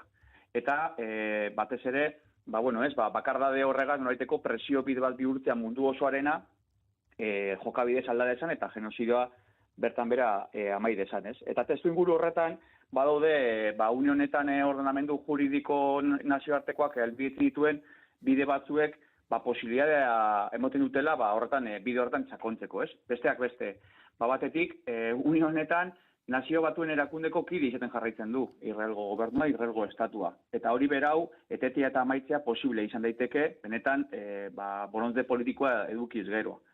Lerro berdinean, bere momentuan Hego Afrikako testu inguruan emon zan apartheid egoerari begirako komite bereziaren berresartze baten neurria baita planteatzen dugu. Azken finean gaur egun, bai okupazioaren bitartez, eta batez ere genozidioaren bitartez, bai Israelgo estatua, garbiketa etniko baten aldeko apustu egiten ari duelako, gainera streaming bitartez, eta zelan bait, gainerako munduko ordenamendu juridiko horrek neurriak jarri beharko lituzke. Baina Euskal Herrian baitere badago zer egiterik, eta badago baitere nondik sakondu, ez? Eta horregaitik baitere larun bateko agerraldian, iragarri genituen nolaiteko neurri batzuk, ziren zuzenduak zeuden, batetik, Euskal Gobernuei, edo gure ordezkaritza instituzionalei begira, eta zelan bait, gaur egun neurri diplomatiko eta politiko ezberdinak bultza ditaten gobernuetatik eta erakunde publikoetatik, eta bigarrenik baitere, zelan bait, ez zaigu eskapatzen edo jakin badakigu, Unio honetan, batez ere, Israel osatzen duen edo Israelek ordezkatzen duen nolaiteko sare ekonomiko, politiko, militar, diplomatiko guztiarekin harreman ezberdinak daudela gaur egun sare edo ehun ekonomiko, politiko, instituzionalean Euskal Herritik, ez? Eta horrek berauek etetea urgentzezko neurri bada eta zentzuzkoa da eta gisa legezkoa da, ez? Eta horreri norbait ere jarri behar diogu foko eta jarri behar dugu atentzioa. Ez da posible, Unio honetan, aipatu duzuen bezala, eskola bat umeak akatzen erailtzen dituen neurriei nolabait ere indar ekonomiko, militar, politiko ezberdinek eukitea euskal marka. Eta gaur egun hori gertatzen ari da, ez? Eta hori etetea urgentziazko bide bat da. Eta zelan bait gure herriak besterako parametro batzutan dagoela dirazteko bidea litzateke, ez? Horre, hain zuzen, horretaz gainere, akaso askotan nabarmentzen den ere elementua ere bada, zer nolako garrantzia duen mobilizatzeak, kalean izateak, salatzeak, normanako bakoitzak, baina akaso batzuetan ere frustrazio puntua eragin behar duena da, hor aldarrikapen horiek ez dutela erantzunik jasotzen. Gernika-Palestina dinamikaren bueltan nola sentitzen duzu hau? Begira, hasieratik gure bokazioetariko bat izan da, Euskal Herrian bizidan palestinar komunitateekin nolaiteko elkarlan bat sustatzea, ez? Eta berien bitartez baitere jasotzen dugu testigantza, jasotzen dugu zuzenean dituzten berriak, eta berik dauzkaten gora bera guztiak, ez? Eta nolabait ere, lehen epetu da bezala, gisa legezkoa da, empatia minimo bat edukitzea, eta haien sufrimendua gurea ere bihurtzea, ez? Neurri batean, ez? Larun batean izan genituen Sol banda musika taldeko kideak, Gazatik ihes egin duten musika talde bat, lagun talde bat, berek aipatzen ziguten bezala, eta gaur egun, Euskal Herria daukatena nolaiteko heldulekua, eta haien musikaren bitartez, kultura eta herri baten ahotsa altatu nahi dutena, ez? Eta berei kontatzen ziguten bizi duten egoera, ez? Egunerokotasunean, janarik ez edukitzeak sortarazten duena. Jasotzea mezu bat, zeinetan, aipatzen dizun, zure anai bat, zure lenguzu bat, zure lagun bat hil dute atzo berton. Ez da horrelako ezin egon batean bizitzea, ez? Eta horrelako egoera baten aurrean, egia da, ez? Guretzako baitere badakigu,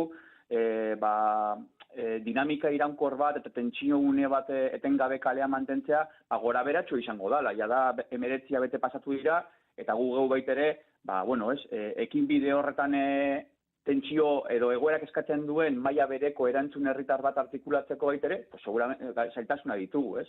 Baina Palestinako herriak erakutsi diguna da resilientzia eta resistentziarako gaitasuna, eta gu horretan baitere badaukagu esperientzia bat guretik, eta uste dugu bien arteko elkarlan horrek seguramente bultzada bereziago bat, ahalegin sakonago edo areagotze bat eskatzen duen neurrian baitere emoteko prestasuna azaltzea, ez? Eta zentzu horretan baitere horregatik guk ere, datorren igandian ekainaren baterako deitu dugu mobilizazio batera, uste dugulako mobilizazio herritarrak laguntzen duela elkartasuna auspotzen, laguntzen duela salaketa areagotzen, eta laguntzen duela Euskal Herriak bere baitan duen palestinekiko atxikimendu hori baita adierazteko espresio kolektibo transversal bat izaten, eta uste dugu hori ezinbestekoa dela, eta Gernikako herria obligazio edo ardura bat duela horrekiko, eta izaten jarritu behar dugula, eta ekingo dotzegu, behintzat.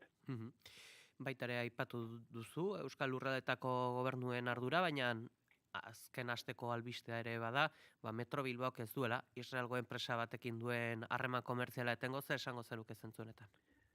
Horretan joan ere bai, ez? Larun baten ere ohartarazi genuen edo hausnarketara bultzatu edo gonbidatu genituen, ez? Eta gonbidatu esaten dugunean, handi batean nahi dugunea esan da, ezinezkoa dugula gaur egune gure bizimodu normalizatuan egon daitezkeen ekinbide ekonomiko edo komertzial ezberdinetan, gaur egun Israelgo estatuak aplikatzen ari duen genozidioaren konplize bihurtzeko bitarteko izatea, ez? Eta hori kontzientziazio ariketa bat eskatzen du, presio ariketa sortarazten du, ala beharrezkoa dukagu baitere herritarren ukazioa edo aldekotasun hori ezaderazteko bideak egitea, eta benetan enplazamendu zuzenak egitea. Beharrezkoa daukagu une honetan Euskal Herriak bere adira guztiekin, enpresa ikuspegitik, instituzio ikuspegitik, sare ekonomikotik, diplomatikotik, sozialetik, harreman guztiak etetea urgentziazko ariketa bat da, baina gizalegezkoa da. Ez da ekinbide radikal baten ikuspegia. Ez. Une honetan genozidioa aplikatzen ari duen estatuarekiko ezinezkoa daukagu harremanik izatea hoiekin. Eta beraz, beharrezkoa daukagu pausuak emotea, ez? Orduen, ahotsa altatearen bitartez eta alden neurrian gure ahotsa baitere saiatuz alik eta transversalen, alik eta zabalen, alik eta Euskal Herrian dauden zentsire desberdinen bateratze baten bitartez, uste dugu baitere, zelan bait, horrelako pausuak emoteko konplizidadea eta bez sozial baten adierazle bihurtzen dela, ez? Uste dugu jendarteren gehiengoak guk planteatzen ditugun aldarrikapeinoekin noreteko atxikimendu bat edo baiezko bat, edo baleko bat edo badaukola. Beraz, aurrera pausoiek emoteko baitere, askoz ere koltsoi sozial handiago bat dago Euskal Herrian. Eta horregaitik enplazatzen diegu baitere horrelako instantzei, harreman guztiak eten ditzaten, eta benetan, apurtu behar ditugu harreman guztiak Israelekin. Euskal Herriak ezinezkoa duko horrelako egoera baten aurrean, horrelako harreman normalizatu batzuk izatea, estatu genozidia batekin. Elementu guzti hauekin gaditzen gara. Ibon Meñika, eskarrik asko gurean izategatik. Zuei. Ez dakit asko galdetzekorik dagoen honetan edo, baina esanguratsua dena da, eta ziurra dena da, eta denoi eragiten diguna da. Egunero, Ibonek aipatzen zuen bezala, streaming bidez genozide bat ikusten ari gara. Amagoia. Egunero, eta denbora pilo badara magu, eta hemen emai hontan askotan hitz egin dugu horri buruz, eta jarraituko dugu zoritxarrez hortaz hitz egiten, ez? Genozidio bat, nik uste dut, ez dakit, benetan pentsatzen dugunean, irutzeit urte batzu barru, bizi ez dunak, baina ikertzen dunak, aluzinatu ingo dula, ez? Ez da behi bakarrik denboran aidala luzatzen, baizik, eta oraindik ere, areagotzen ari da, adibidez, gizalaguntzaren kontuan orain ikusi dugu, ez? Nola Estatu Batuek eta Israelek osatutako mertzenarioen talde batek banatuko duen jana eta edatekoa.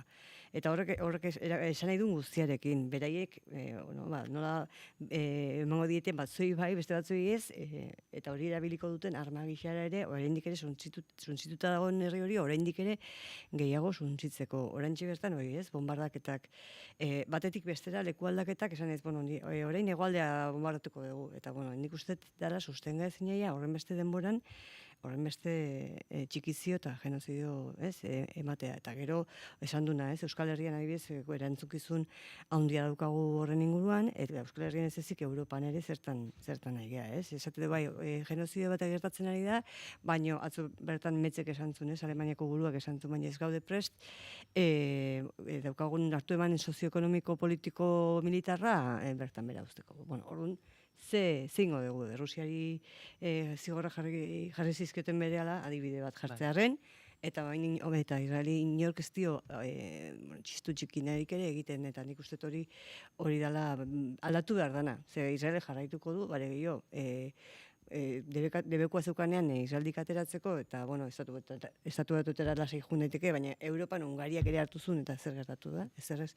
Badaude bide batzuk izango dira gogorrak hartzeko, baina hartu beharrekoak ezin dugu, olako gauza bati aurreiteko ezin dugu begiak itxi, eta hor jarraitu ezer gertatuko baditz, ezela. Iñaki, minutu da duzu. Bai. Uste dut, beraien estrategiaren parte handi bat dela fatalismoaren sustatzea. Legia, nahi dute pentsatu alternatibarik ez dagoela, ezin dela ezer aldatu. Eta suntzitzen dituzten arte ez dela ezer aldatuka. Nik uste dut ez dela horrela. Iruditzen zait, eta malgarria bada ere, denbora pasahala, aukera gehiago daudela. Eta oso ahulak baldin badira ere, daude zeinu batzuk erakusten dutena presioak funtzionatzen duela, eta nik uste dut horretan tematu egin behar garela. Eta herri bezala hartu beharko genukela kontzientzia hori eta borondate politiko hori izateko ez lehenengoak, baina bai hor aurrean dauden herrietako bat, hain zuzen ere sionismoa eta genozidioa denuziatzen, historiak epaituko gaituelako. Honengatik historiak herriak epaituko ditu, eta nahi behar dugu gurea esaten den bezala historiaren alderdi honean egotea. Goizeko 10:00 heltzear gaudela, eskerrik asko gurean izateagatik Amagoia Mujika eta Iñaki Soto nahi zuen arte. Bueno, eskerrik asko zuei. 10 minutu gutxiegi dira disko batek atzetik duen lan guztia azaltzeko. Musikaria, egunero, eguerdiko 12 eta 4 eta gaueko 10:00. Naiz irratia.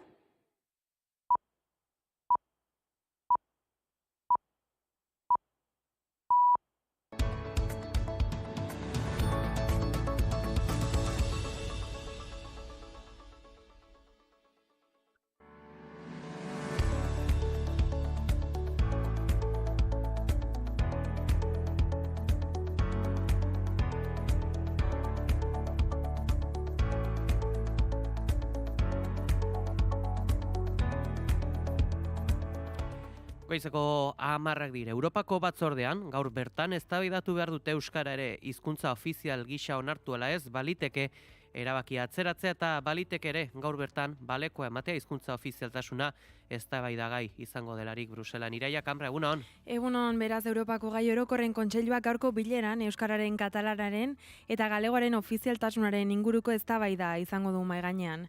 Bestalde, Satxek mobilizazioa egingo du Basurtuko ospitalean. Erizainen Satxe sindikatuak protesta egingo du gaur Bilbon Basurtuko ospitalaren aurrean. Erizainen lan baldintzak eta langile faltaren ondorioak salatuko dituzte, osasun publikoaren kalitatean duten eragina ohartaraziz. Pirineo mendian ezbehar larria izan da. 50 urteko iruindar mendizale Richard Muñoz Ruiz hil eginda Pirineo Aragoiarrean. Kulfredas gailurreko ibilbidean bera erorita. Aldi berean beste 2 mendizale bizkaitar larri zauritu dira Bignemaleko Gaube korridorean izandako istripu batean. Richard Muñozen gorpua astelehen goizean aurkitu zuen Guardia Zibilaren mendi erreskate taldeak Boltainako unitatearekin eta aireko baliabidekin batera. Bestalde Bilboko 2 alpinista larri zauritu ziren larun batean 600 metroko erorketa baten ondorioz Bignemaleko Gaube korridorean. 3 laguneko talde bat igoera egiten ari zen goizean eta ustekabean izotz bloke handi bat erori zitzaien gainera. Bestalde dimisioa aurkeztu du AEBek Gazan laguntza banatzeko sortu berri duten fundazioko zuzendariak. NB zein GKEek Israelekin lan egitea egotzi diote Jake Budi. Fundazioaren sorrera, palestinarrak alde egitera edo hiltzera behartzeko laguntza kontrolatzeko Israelek duen planaren parte da, eta bere zuzendariak ere ez du inplikatu nahi izan. Butxek azaldu duen ez ezago argi Gazari laguntzeko erakundearen plana implementatzea posible denik, eta aldi berean gizatasun, neutraltasun, inpartzialtasun eta independentzia printzipio humanitarioak zorrotz errespetatzea. Eta azkenik, Euskal Herriko artista talde batek Palestinan gertatzen ari denaren aurrean, ahotsa piztu du eta nazioarteko ekimenekin bat egin du. Honez gain, hitzez pitz izeneko musika bilduma prestatu dute. Aterako duten diruak Gazan lan egiten duen GKE bati emango diote. Eguraldia eta trafikoa naiz irratian. Trafikoan lanak direla eta trafikoan desbideratzen ari dira N121 errepidean Irunen. Bide alternatiboa hartu behar da, gainontzeko errepideak lasai daude.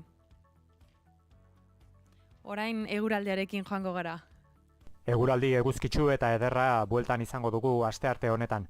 Goizean behe-lainoa agertuko da barnealdeko bailaretan, bereziki Araba eta Nafarroa erdialdean, baina eguzkiak segituan xurgatuko ditu eta giro ederra nagusituko zaigu lurralde osoan, naiz eta goi-hodei finak ugariak izango diren eta tarteka zeruari kolore zuriska emango dioten. Arratsaldean goi-hodei finek zeruari kolore zuriska hori ematen jarraituko dute, baina eguraldi eguzkitsu eta ederraz gozatu ahalko da lurralde osoan eguna amaitu bitarte. Haizeak goizean aldakor eta ahul joko du, kostaldean hego ukitu batekin, arratsaldean iparraldera egin eta zertxoet bizituko da bereziki lurraldearen hegoaldean. Temperatura minimoak desente jetxiko dira, 5 eta 12 gradu bitartean arrendituz.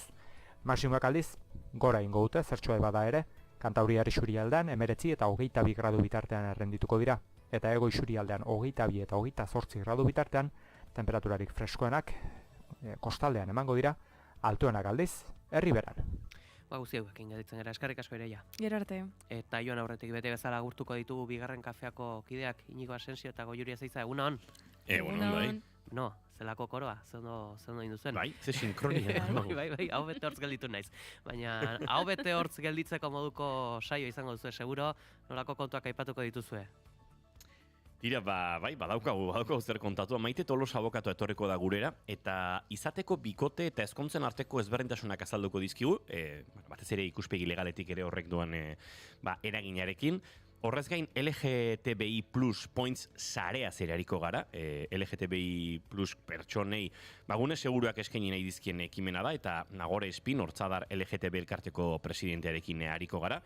Kote Kamatxoarekin ere hitz egingo dugu, Txillardegirei buruzko komiki ederra ondu du, eta gurean izango da gura aurkezteko, Txillardegi eta Monzon, Bergaran, gure historiari atzera begirada egiteko horrelako pieza ezinbesteko harribitxi bat. Eta horren inguruan hariko gara berarekin, eta agian, bigarren kafeari buruzko informazio gehiago ere, gaur joango gara askatzen Gorka Santesteban lasaitzeko badin bada ere. Oski behatz aletu beharko dugu, kontu haiek ere bai, eskerrik asko. Eskerrik asko zuei. Eta gure partetik besterik ez joateko tenore aldu zaigu ondo segi, egun polita izan. Naiz irratia.